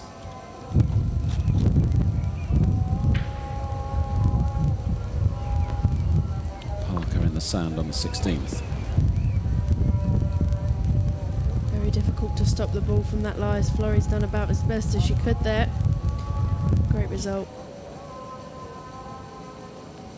Hasn't always been staged in Agadir, of course, this tournament. This is the 5th year it's been in this city. 4th time at this course, Golf de l'Océan, and once over the road, Golf du Soleil, won by Kamasova. Before that, it was in Mohammedia, and originally started out in Rabat back in 1993, the first staging this tournament, so in its 21st year. Morocco, of course, plays a pretty big part in terms of the Ladies European Tour. It's the venue for the first stage of Tour School in Rabat, I believe that's, and then the final stage in Marrakesh. So many of the players familiar with this part of the world. I guess some of the ladies who've played well at Q School will enjoy coming back to this part of the world. It brings back good memories, doesn't it? Good feelings when you come back to a country that you've played good golf in before. Yeah, it's half the battle with this game. Any positive psychological thoughts can definitely help you, as much as the negative ones can hinder you, so might as well make the most of the good ones. Of course, the men are in Morocco this week, in Agadir, for the Trophy Hassan II. It's a Golf du Palais Royal European Tour event.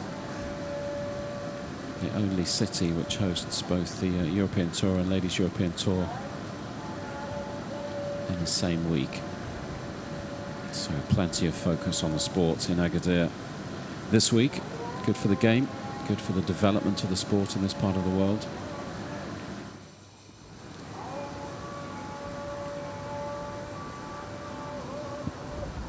Now this is Nachera's 4th.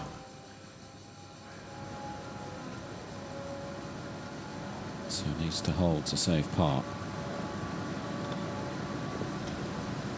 Yeah, up and down at the very least. It's not looking good though. There's work in that one for a bogey 5. Yeah, good news for the ladies just behind her on the leaderboard though. Ali Givens and Garcia, her playing partner. Just 2 off Nasira, but that's all going to change in the next few moments. Could have a very different looking leaderboard in a couple of minutes.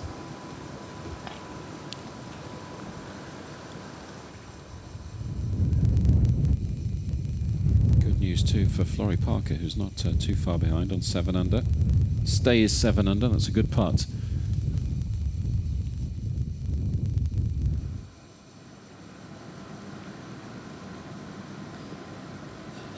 Important moments here for Nicole Garcia. Just off the back of the green at this 14th.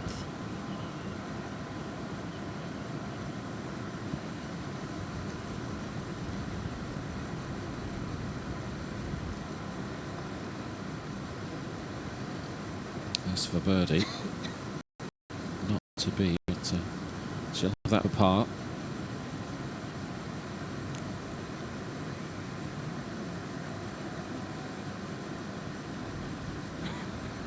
Certainly a possibility of her being in a share of the lead once they walk off this green.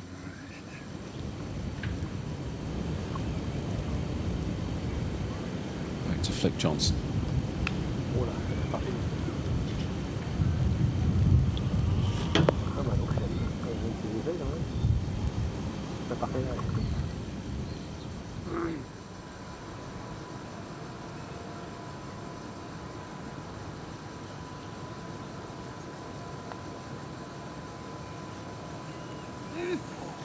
Frustrating for Vickstrom. Yeah, willing it to break, but it didn't quite take it until just after the hole.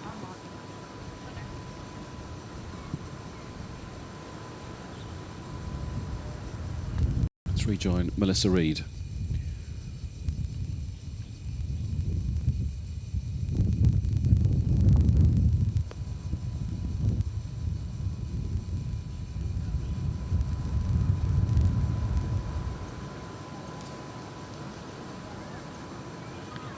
Huge putt now for Gladys Nera.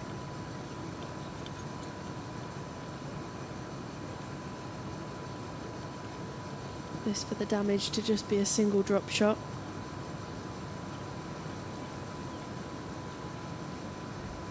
If she misses this, then Garcia holds her putt for par, and they'll be in a share of the lead.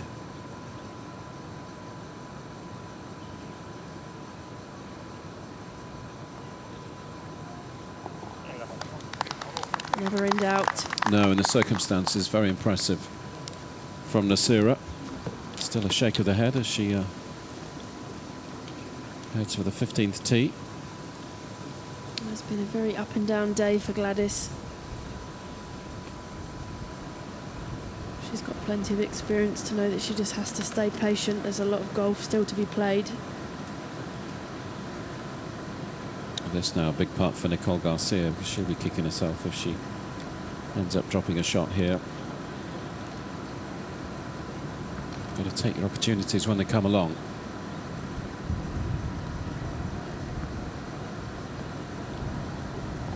Well played. So the lead reduced to 1.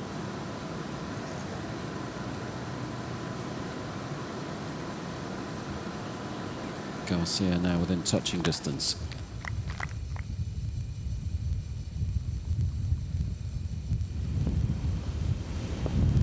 Givens now tackling the 16th, par 4.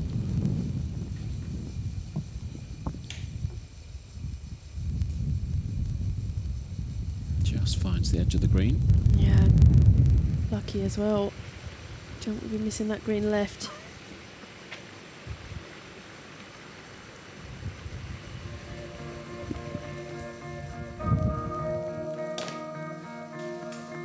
Well, an interesting few moments in the context of this 2015 Lalla Meryem Cup,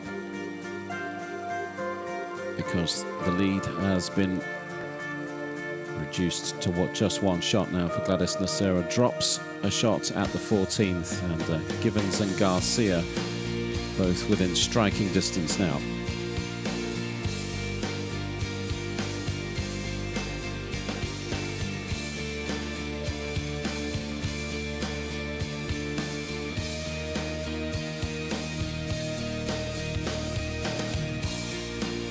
All of a sudden, the likes of Nana Madsen, Florentina Parker, Flick Johnson, just 3 shots off the lead now. All tied for 4th on 7 under par. Tied for 7th a little further back, Pamela Pretzwell from Scotland, Melissa Reid from England, and Finland's Ursula Vickstrom, all on 6 under par. Tied for 10th, Melanie Matzler, 5 under after a round of 68 today. Some good golf for her. Past 71, this Golf de l'Ocean layout course, so a 3 under round of 68 for the Swiss player. But an interesting few moments ahead for Gladys Nasira. Clearly not completely happy with her game out there this afternoon. The final few holes of this back 9 in Agadir will prove to be a test for the Frenchwoman.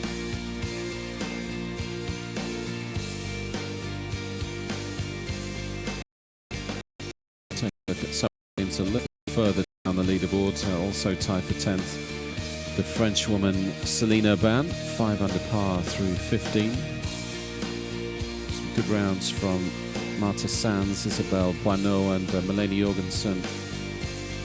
Today, same can be said for Pedersen too, rounds of 67, 68, a couple of 69s respectively.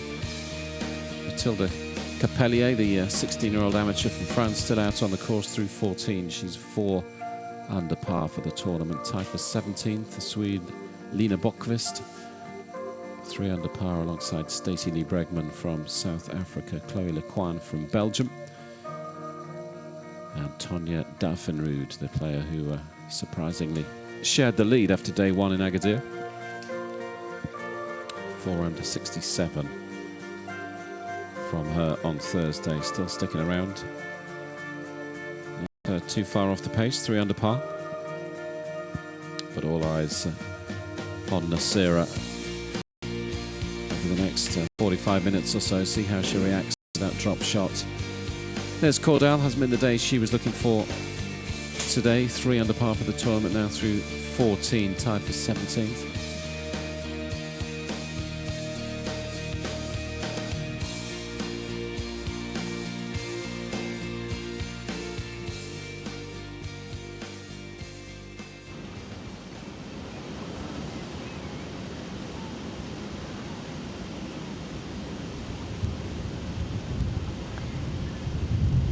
Johnson for birdie.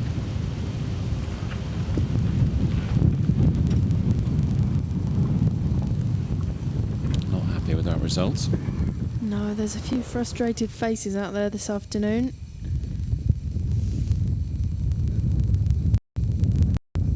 Perhaps not finally good though, going along very nicely today. 4 under par for her round.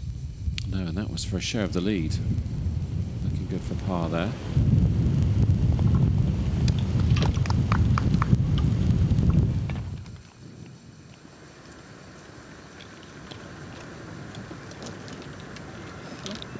No, we certainly saw a lot of low scoring yesterday, didn't we? Just get the feeling the course is playing perhaps a little bit tougher this afternoon. Is that the feeling you get, Charlie?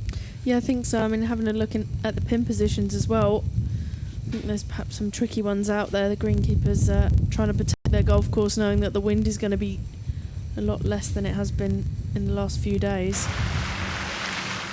Melissa Reid going close there.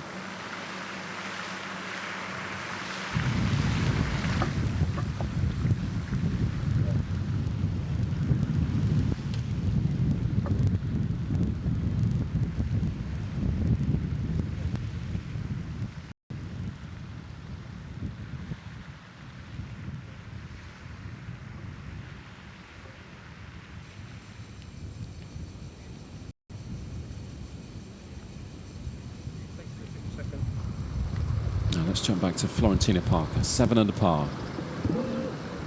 Just a couple of holes to play. 17th, Charlie, perhaps one of those closing holes where there's maybe a birdie opportunity, one of the shorter par 4s. Yeah, it's only 357 yards, so not much more than a driver and a wedge, so definitely one that the players can attack. Tricky pin position to get at today though, just tucked behind that bunker on the left hand side. You're smiling at Mel's body language. We've seen a lot of that today, haven't we? It seems quite a few of the ladies towards the top of the leaderboard just feeling like they just can't quite get it going this afternoon. Yeah, I mean, if it's any consolation, the leader's in the same boat. Can be particularly frustration if the leader's pushing on and everyone behind is struggling, but in some ways that makes it even more frustrating though, doesn't it? Because you look at the leaderboard, you think Gladys hasn't had the best days play, and we still haven't taken advantage of that, if you like. yeah, absolutely. Just patience needed. Lots of golf still to play. Now Madsen, the rookie. Second, 17th green. Can perhaps attack this pin a little more coming from the right hand side. But you see there, much like Florrie Parker's ball, that one's going to make its way back down the bank, and suddenly a very birdieable hole becomes a struggle for a par. Almost perfect. Just didn't quite get up onto the green. Let's jump back to the 15th, Vickstrom, the final group.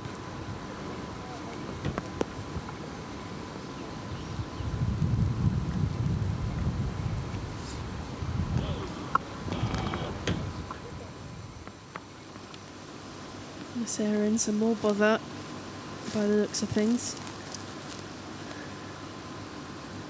Always the way. Previous hole missed it left. Trying to correct things and misses this one right. Very common problem.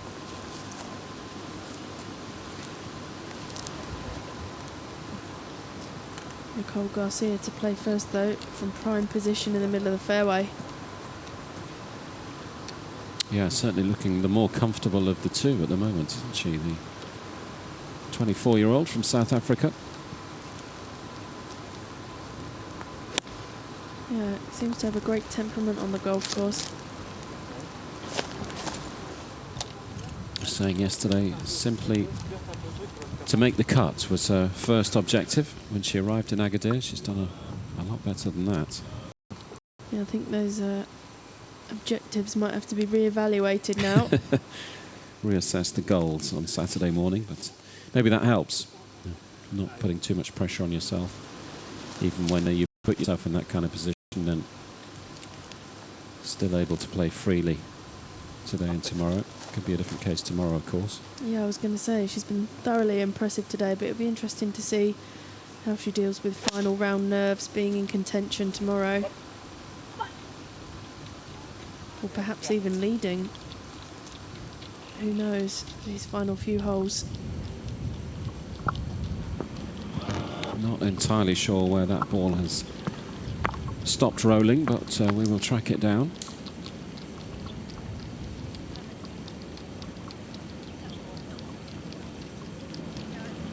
Tricky few closing holes as well, as if you've lost a bit of confidence here. Yeah, I mean, particularly 16 and 18, two very difficult holes. 18's the hardest par 3 on the golf course. 17's no pushover if you're missing the green as well, as you can see.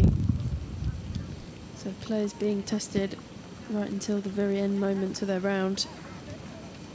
There's the live leaderboard. Nera 10 under par.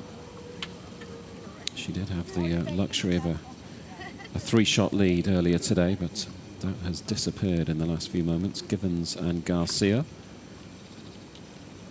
just 1 shot behind now.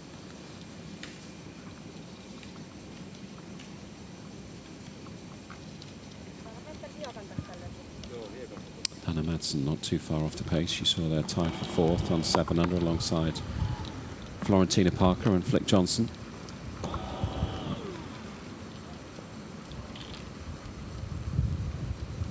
Another player struggling to make par here at 17.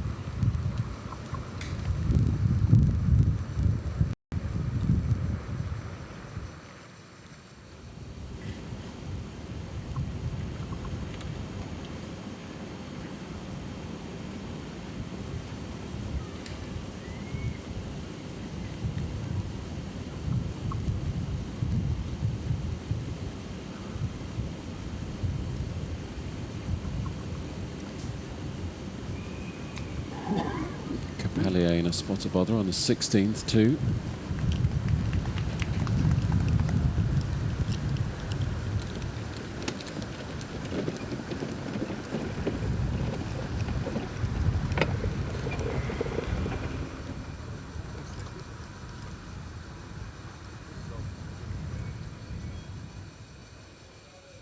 Garcia for birdie.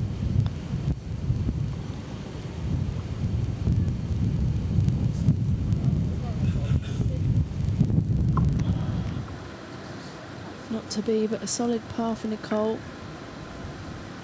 Should be no problem, just a couple of feet left.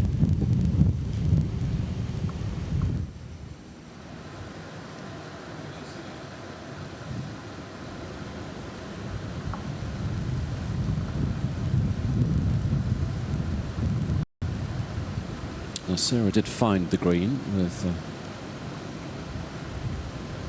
second shot, came back off the bank onto the putting surface.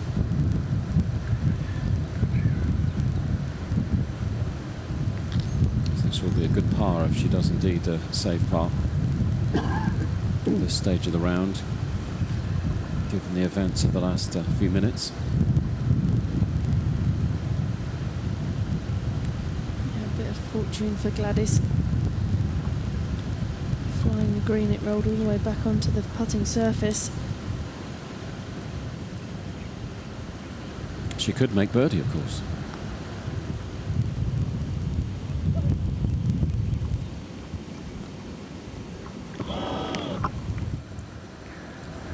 A wry smile.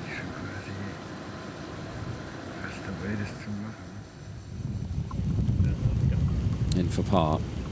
Steadies the ship. 3 to play for the leader.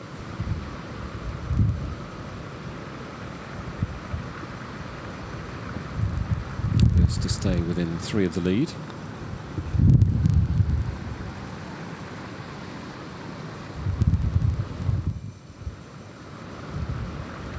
Let's quickly move back to Vickstrom on the 15th. This for birdie.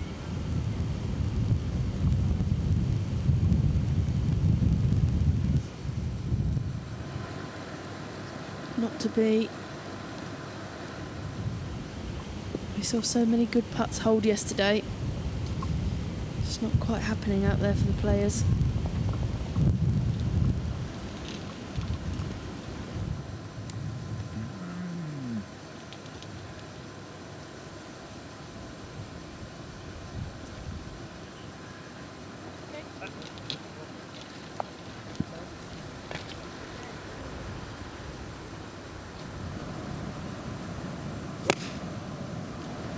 Johnson up on the 16th hole. Looks like 3 good shots into that green. Yeah, playing alongside Cordal and Capellier. Parker with some work to do to save par on 17.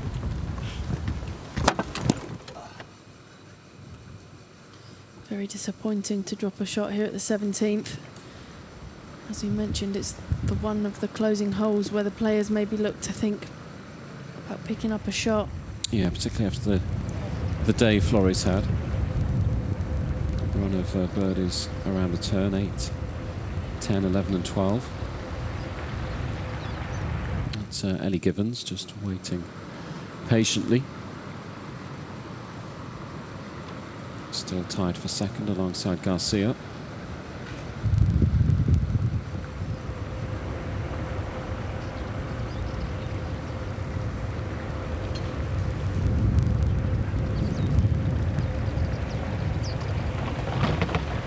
Waiting for the 17th green to clear at the moment, Givens.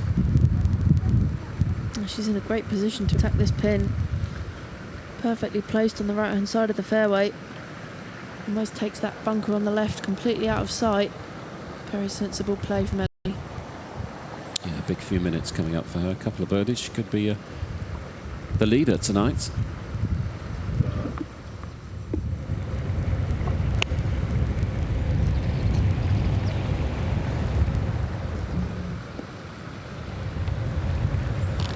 Another one coming up half a club short. We've seen that so many times today.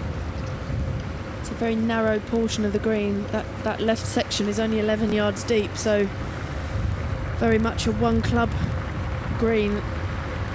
Players don't want to go long. On to the 16th tee. Gladys Nacera, the leader by 1. Clearly likes this 16th hole. Birdie, rounds 1 and 2.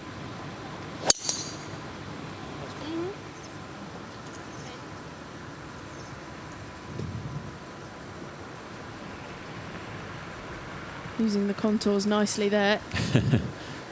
Not quite sure that was the intention. Heart may have been in her mouth once more after she hit that drive, but a better result this time.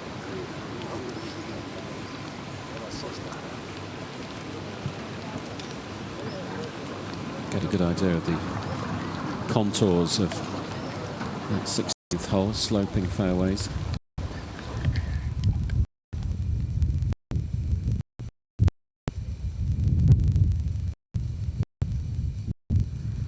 Not to be a birdie for Flick Johnson. No, started so well today, birdie just in the second, but since then, I've struggled to get it going.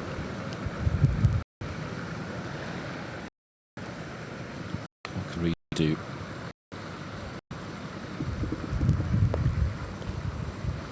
Great shot. Shows them how it's done. But interesting times as we move towards the conclusion of day 3 here in Agadir, the Lalla Meryem Cup, 21st edition. A fair movement on the leaderboard throughout the afternoon. Gladys Nacera had the of a 3-shot lead on a couple of occasions earlier this afternoon, but very tight at the top now. Nacera just with a lead of a single stroke of Givens and Garcia.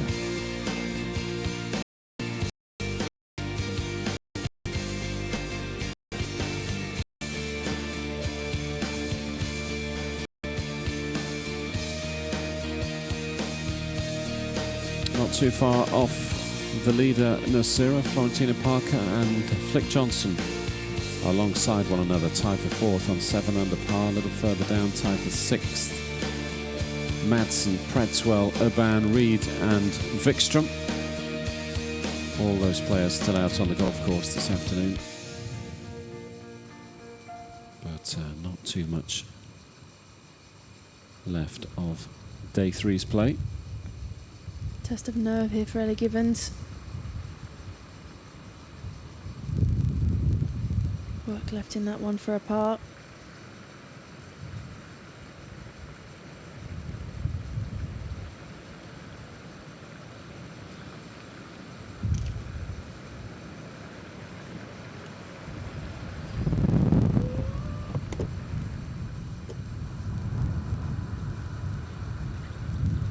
Plenty of local wildlife to enjoy in this part of the world. I've been coming here 4 or 5 years now. There's normally a group of camels just over the perimeter wall. Haven't seen them yet though this year. No, they're hiding. Hiding from me, maybe. Never been brave enough to get on one, mind. No, I think I'll stick to looking at them. Stick to tournament transport for the time being. I think so. Now, first look at the closing hole, the par 3 18th, where all the drama occurred this time last year. Safely into the heart of the green from Lalla Meryem. Garcia had a one-shot lead going into that final hole. On Sunday afternoon last year, needed a par to win the tournament, bogeyed. And then lost out in a playoff to Charlie Hull on that 18th hole. Hull hits a tremendous tee shot that day. Birdied the 18th to win her first Ladies European Tour title. Big moment for Charlie after so many second place finishes on tour leading into that event.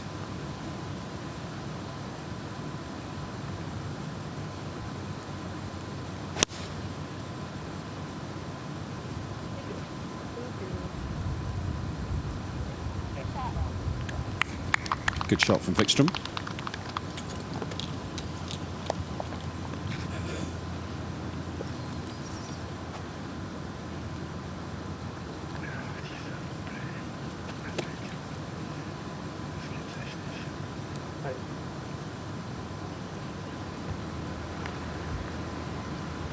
Gladys Nera then desperately trying to cling on to her narrow lead. 10 under par. 1 under for her 3rd round so far. 2nd into the 16th green.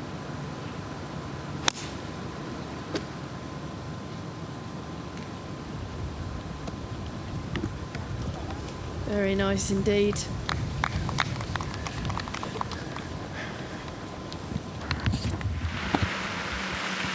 Back to the 18th tee, Florrie Parker.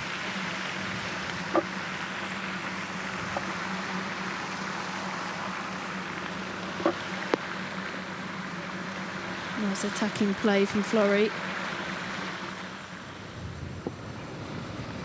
Now Reed with a great birdie chance here at 17. No. More frustration from the Englishwoman.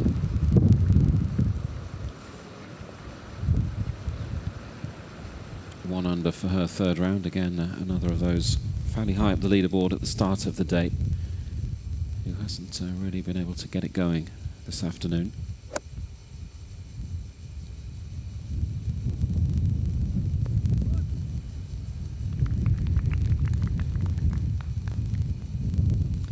Three great shots into the green.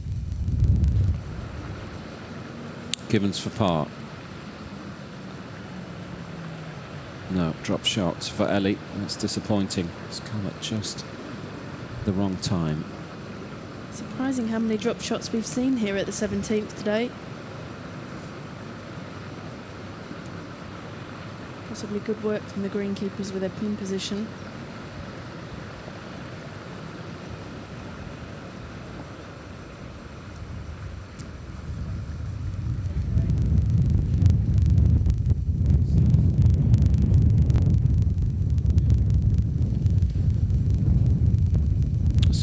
just dropping back. Was in share of second alongside Nicole Garcia. Means Garcia's in second all alone now on 9 under par. Nera 10 under par.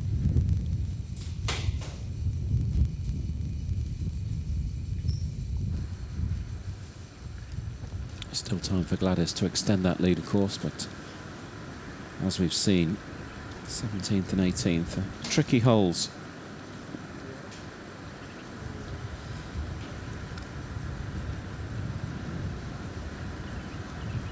All three players in this group have a great opportunity of picking up a shot. It's that pressure situation, especially between Gladys and Nicole Garcia. If Gladys were to hold this, I'm sure Nicole's putt's going to feel a hell of a lot longer.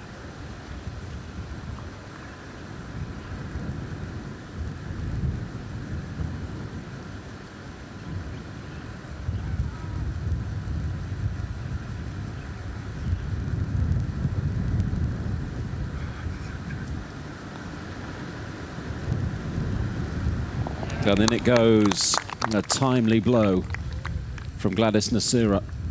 That's a big putt when you consider everything that's happened in the last, 45 minutes. Lays down the gaunt. Yeah, patience paying off there.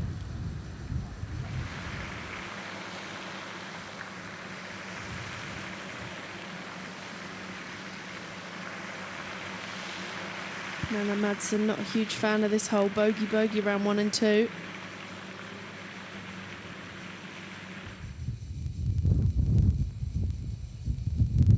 Now can Nicole Garcia respond? This makes this putt a little bit more difficult, having watched Nasira roll hers in. Oh, great response. Cool as a cucumber. She certainly is. Matching Gladys almost shot for shot. Been very impressive today. Big smile on her face after holding that birdie putt.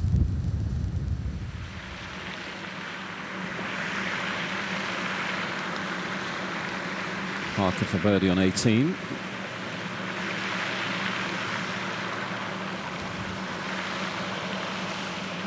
Looks like she will finish her round with a par.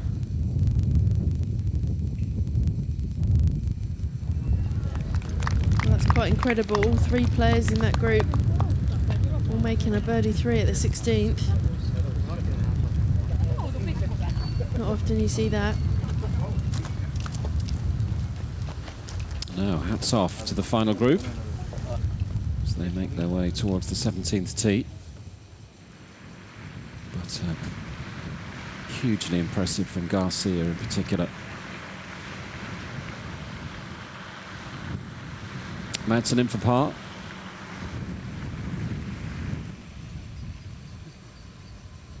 Let's jump back to Capellier. Preparing to play her second on the 17th.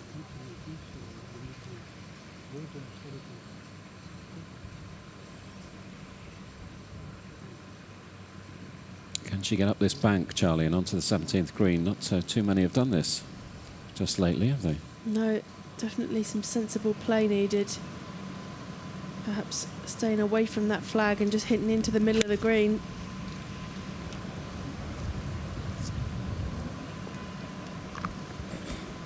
Just like that, really. She heard you. Sensible stuff from the 16-year-old. Mel Reid, 18th tee.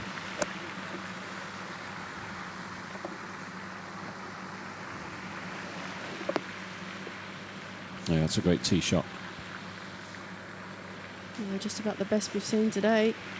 Very few birdies this week on that 18th hole.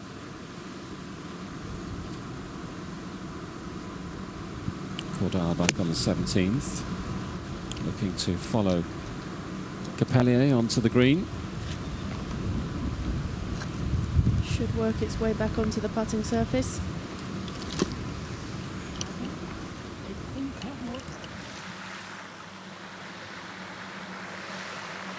And Givens on the 18th tee. 3 under for her round, but a drop shot on 17, so looking to bounce back. Very nice.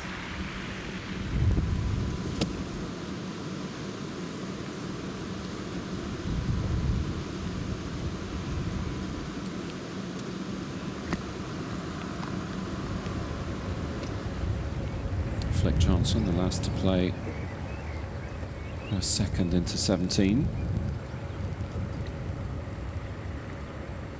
Tied for fourth, 7 under par.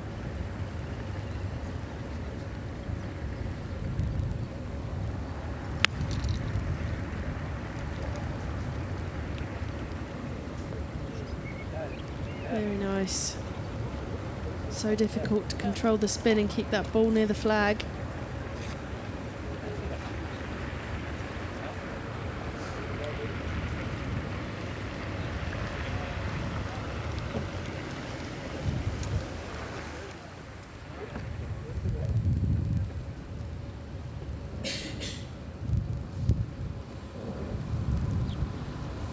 Here are the scenes on the 17th tee. Just waiting for that group up ahead to move on to the green before they tackle the tee shots here.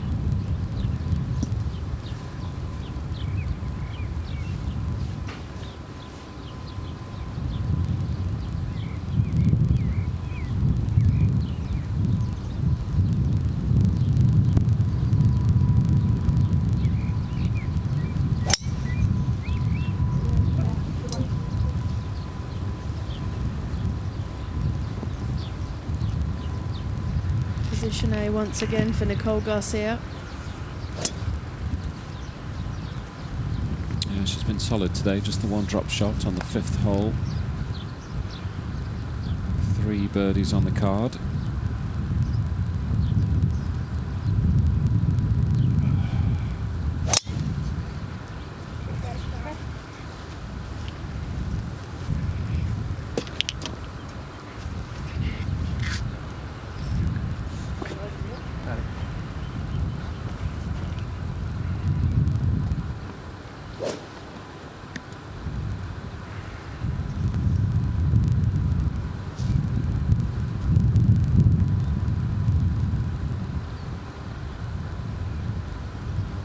Sebastian keeping a close eye on the leader, Nasira. The last to play off the 17th tee.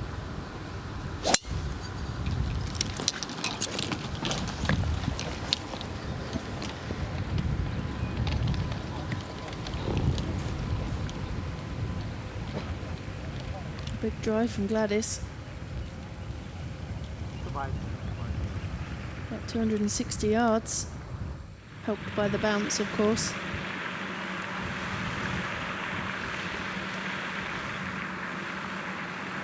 Over to the 18th, Selena Ban.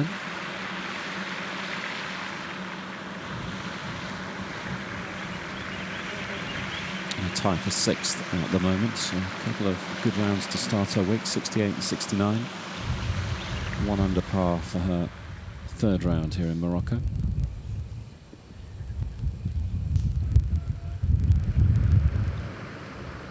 On 17.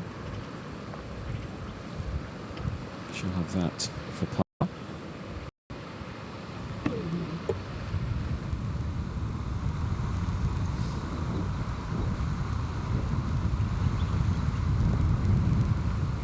Sensible play from the young amateur.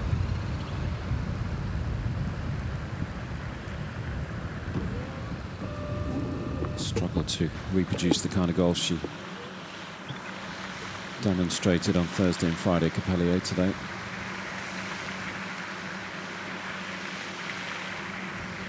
That was for birdie from Givens. So that for par in a few moments' time. That'll be for a round of 68.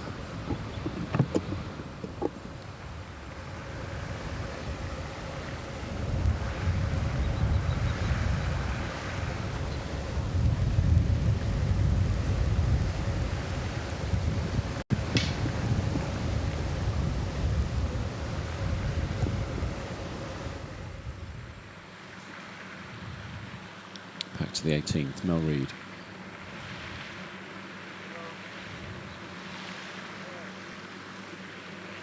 It's been that kind of day for Mel. Yeah, it's been very frustrating. She's had a lot of really good birdie chances today. Just slid by the edge.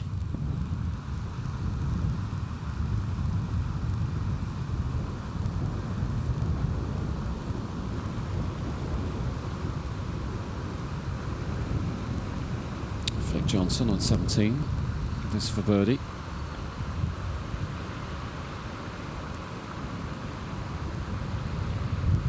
Not quite sure what happened there. Definitely not Flick's finest putt.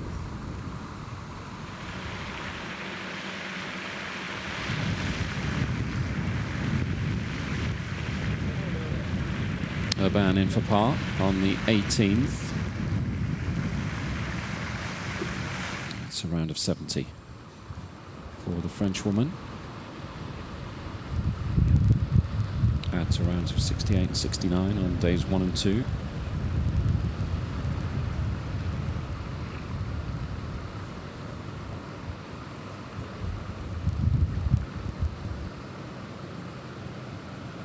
Big putt here for Flick Johnson.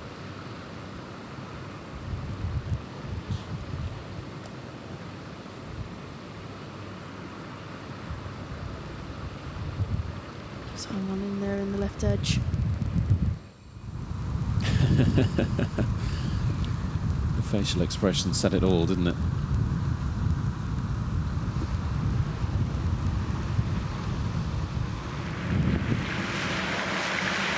Givens for par on 18. That's a good round from Ellie. A little bit of a wobble towards the end of her round on the 17th, drop shot on the 17th. That was the only drop shot on her card today, though. Round of 68 for Givens. Certainly put herself in contention going into the final day. Be a big day for her tomorrow.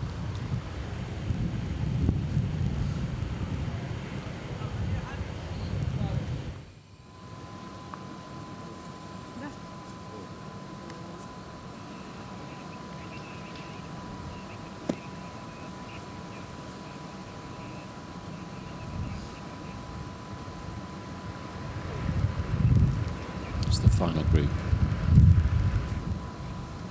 Second shots into 17. Vickstrom first to play.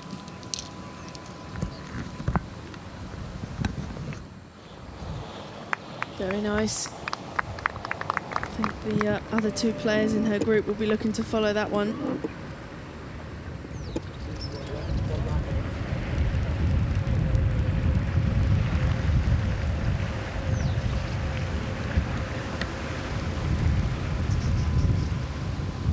Garcia next. Shot off the leader, Nera, remember. So still anything could happen in terms of the leaderboard over the next 10 or 15 minutes.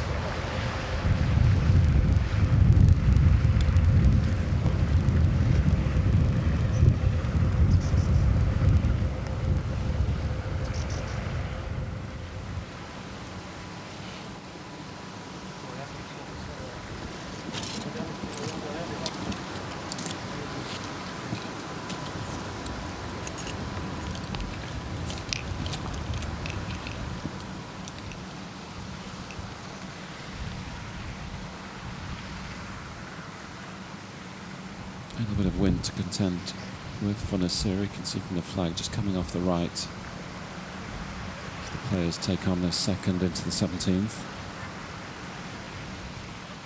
Yeah, I'd be very surprised if Gladys takes on this pin. Everything to do with the wind is helping you towards the flag anyway, so I mean somewhere between the TV tower and the pin would be just about perfect.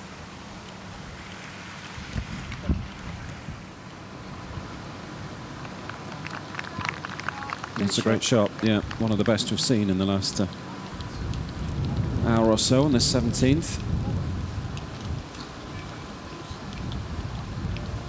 She's recovered well, Gladys Nera, after a bit of a wobble midway through this back nine. This is how it stands. Nera with a one-shot lead over Nicole Garcia.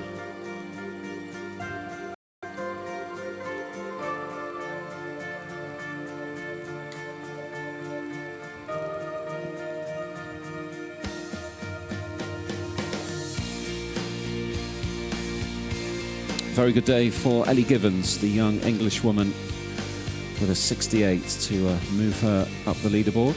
On to 8 under par, not too far off the lead. At the moment, looks like she could be in the final group tomorrow. That'll be a big day for Ellie. Flip Johnson on the 18th now.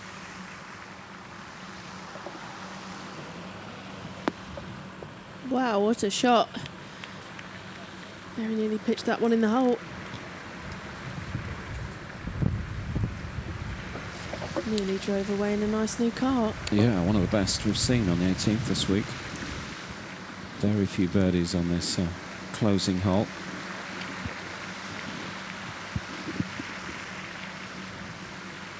Fairly stiff breeze into the players' faces when they're standing on the 18th tee. That wind coming off the Atlantic.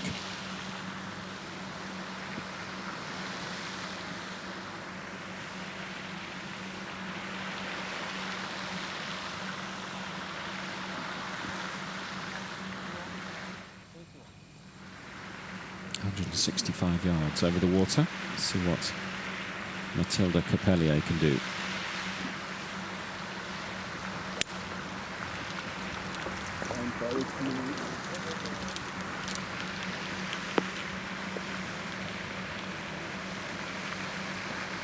Safely on.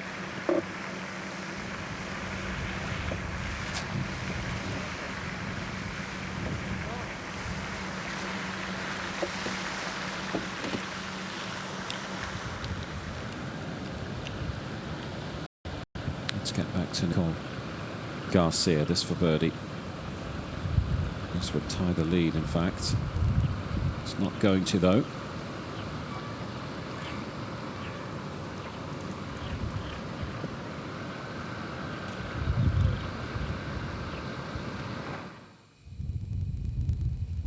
Whatever happens over the next 10 or 15 minutes, Garcia will be pleased with a day's efforts, particularly in the context of the tournament. Put herself in the right position going into Sunday.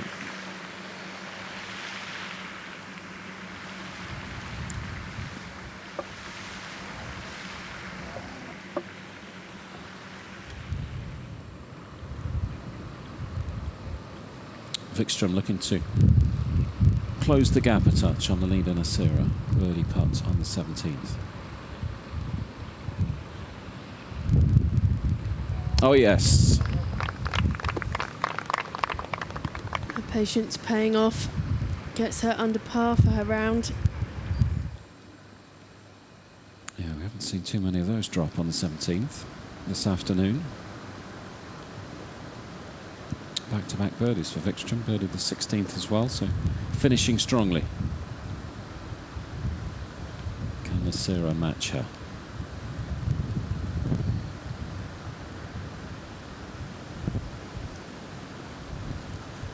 Not this time.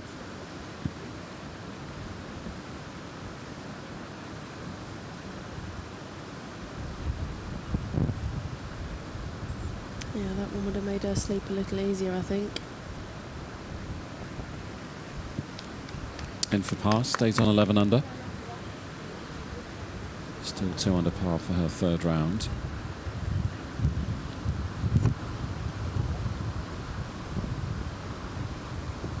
A little more up and down than the golf she has produced on Thursday and Friday.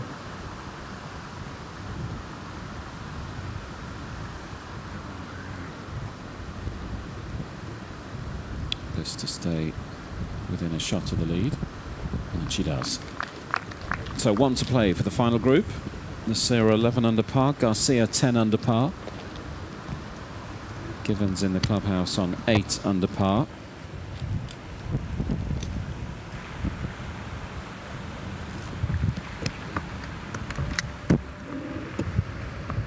And this is Cordell on the 18th. Gathering pace. Nicely judged.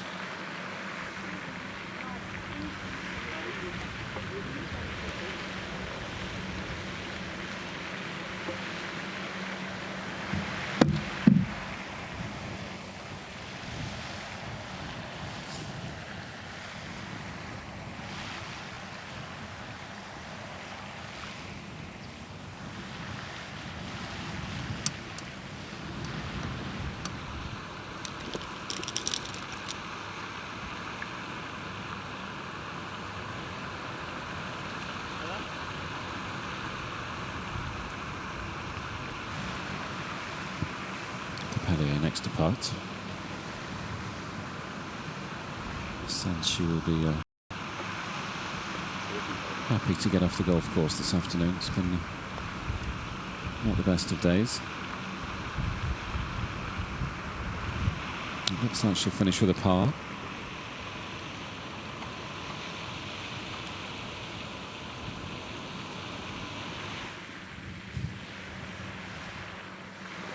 But in the context of her tournament, still having a very good week. Yeah, 4 over par for her round today. It's going to hurt after putting herself in such a good position. Bit of consolation from Dad.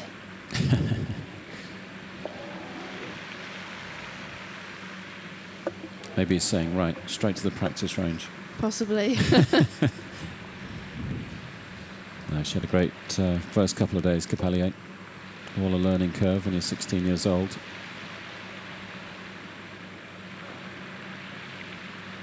Producing the consistency over 4 days is not as easy as it sounds. Even for the experienced players out on tour, never mind when you're 16 years old. And it certainly takes some getting used to.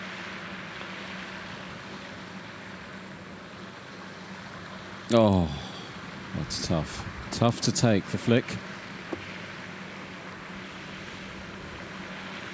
She thought she'd done enough then.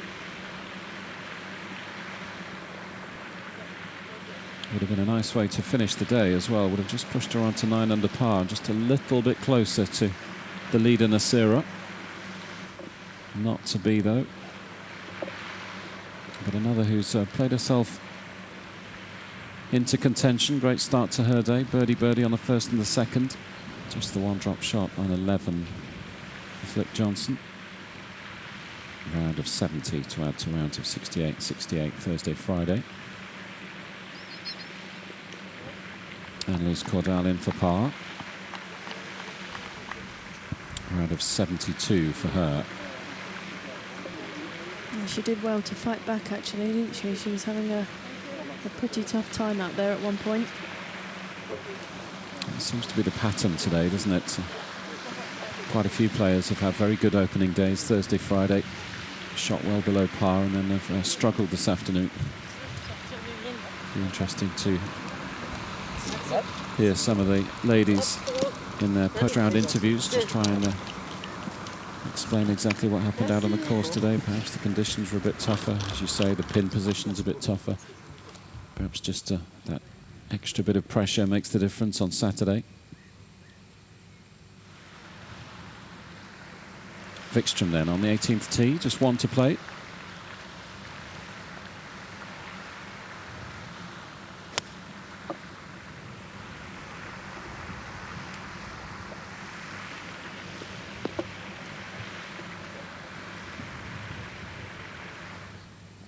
Looking to finish with a hat-trick of birdies, that'd be nice. Make dinner taste just that little bit better. Certainly will.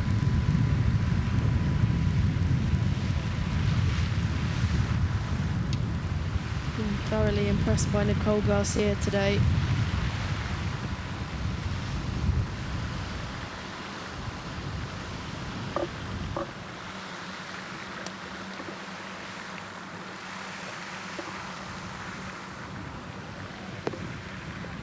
Another fine shot from the South African. Yeah, giving herself a chance.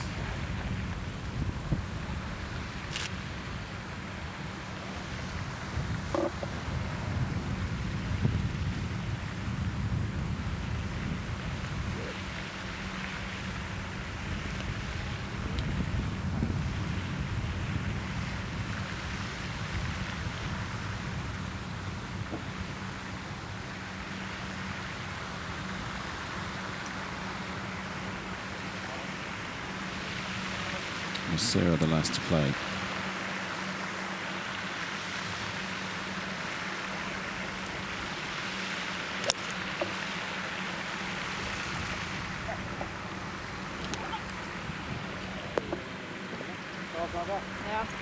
Great shot from the leader. She must be thinking, why couldn't I have done that Sunday afternoon last year. It's always the way, isn't it? All she needed was a par on the final afternoon in 2014 to win the tournament, but finished with a bogey.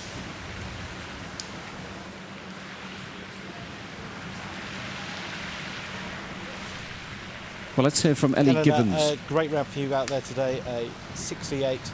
Must be really pleased with the position you're in now. Yeah, really pleased with how I've played the past few days. It's been fairly consistent and every part of my game's been working nicely, so looking forward to playing again tomorrow. You got off to a perfect start. There was a birdie at the first and another at the third. Yeah, I held a nice putt on the first from, I don't know, about 12-15 feet, and then hold a really long one on number 3, so that was a great start to my day. How are the conditions out there today? It has been windy in the week, but it seems to have calmed down a little with the tournament getting underway. Yeah, it was fairly calm at the start, but then the wind really picked up for the last few holes. Quite tough with the crosswind on some tight driving holes, so it was nice to finish with some solid drives and approach shots. And looking ahead to tomorrow, in with a chance. Yeah, exactly. I've been in this position before in 2012, so then I'm looking forward to hopefully playing nicely tomorrow and being up in the mix and maybe coming away with the win. Good luck to you. Thank you very much. Ellie arrived a little bit sooner than we were expecting there. It's good to hear from her. And confirming the changing conditions there, Charlie. That's certainly what we were sensing watching the pictures, wasn't it? Yeah, it's difficult when you're obviously out on the golf course and it changes while you're out there. Very different if you're stood on the driving range or the practice putting green and it changes before you tee off. You know what you're going to deal with for the duration of your round, but really have to be firing on all cylinders of concentration when the conditions start to change midway through. Just made reference to some of the tighter holes on the back 9 as well, and the problems the wind can cause towards the latter stages of the round at this course. Certainly seen plenty of evidence of that throughout the course of the afternoon. And certainly set up nicely for tomorrow, nice and tight at the top of the leaderboard. We've got a proven quality performer in Gladys Nacera, at the moment still at the top of the leaderboard. Be a big day for her in the context of getting her hands on another Ladies European Tour trophy. It would be her 14th if she succeeds tomorrow afternoon, and also big in terms of chasing that Solheim spot later in the year too. Vickstrom for birdie. It's not to be 3 in a row for Ursula, but still a fantastic finish to her round today. That'll be for a round of 70, 1 under par to go with rounds of 67 and 68 for a -8 total. Yeah, one of the few players who seems to have enjoyed those closing holes. Birdies on 16 and 17. She's not too far away.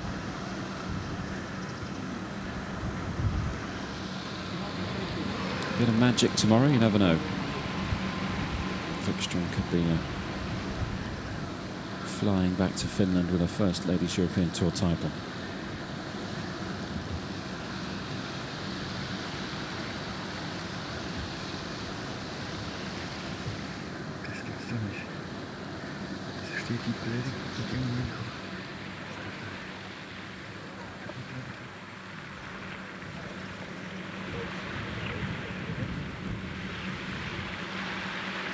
Big putt for Garcia then. This would tie the lead.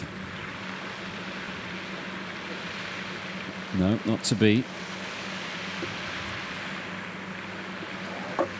Just a little bit of work left in that one as well for her part. Yeah, she certainly has, hasn't she? She's left herself with a bit of a tester to conclude her round.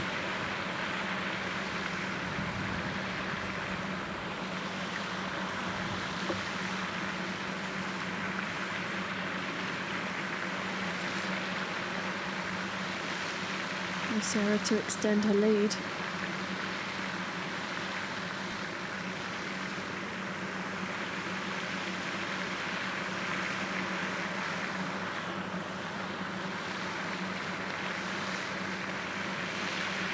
And she does. What a putt and what a time to deliver from Gladys Nasira. That's a big blow. Just gives herself a little bit of breathing space.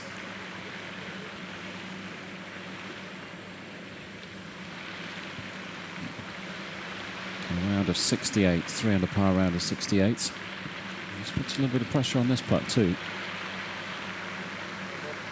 That's impressive from Garcia.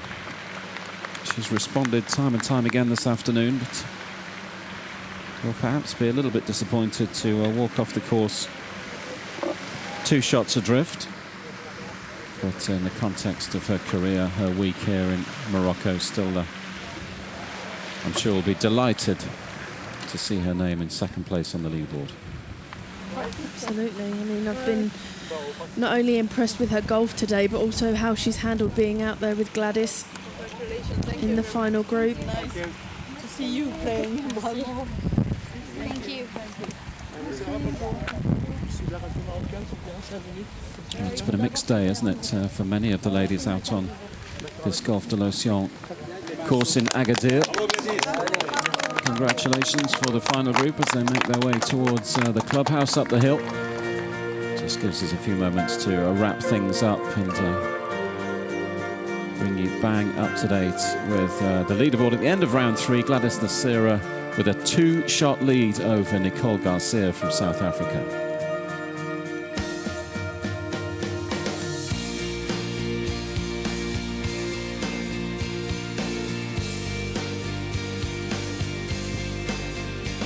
A little bit further down the leaderboard. Good day for Ellie Givens.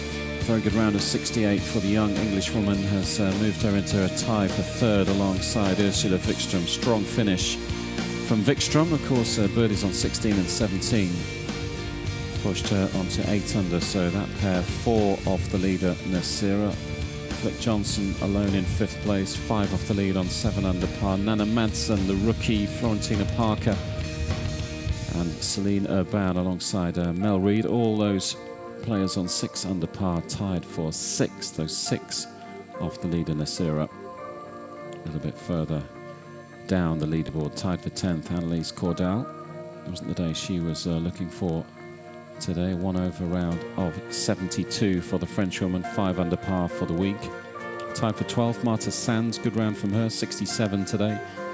Isabelle Boineau, Melanie Jorgensen and Emily Pedersen, all alongside Pamela Pretzwell. Round of 71 for the Scots today, not producing the same kind of golf that she was able to on Thursday and Friday, but still in a relatively healthy position on 4 under par. 4 more players on 3 under par, tied for 17th, the Swede Lena Bokvist, South Africa's Stacey Lee Bregman. After a good round of 69 from her today, Chloe Lecoin from Belgium, and Tonya Daffenrud. Of course, Daffenrud, if you're with us at the start of the week watching our highlights programs, she was the player who shot to the top of the leaderboards in a share of the lead on Thursday night. Shot a 67 on Thursday, still sticking around, 3 under for the week. Certainly wasn't the day Mathilde Capellier was hoping for, the 16-year-old amateur. To settle for a 75 today, but still 3 under par, still pretty good from the 16-year-old. Still enjoying her time in Agadir, I'm sure. Charlie Hull, what of her today? Of course, the defending champion won her first Ladies European Tour title here in Agadir 12 months ago. Had a rough couple of first days, has been struggling with her health a little bit, we're led to believe. Much better day for Charlie today, 67 for her. 4 under round of 67 has pushed her to 1 under par, so tied for 28th at the moment. Perhaps Charlie looking for a top 20, top 10 finish, you never know. Fired in a 62 on the final day this time last year. Valderi, Lucy Andre, Patricia Sands Barrio, Caroline Martins, Nina Mule, all tied for 37 positions, and some of the players a little further down the leaderboard, but it's all been about Gladys Nasira this afternoon. It's a bit of up and down to begin with, but still at the top of the leaderboard. We'll be back tomorrow. That's all we've got time for today. Bye for now.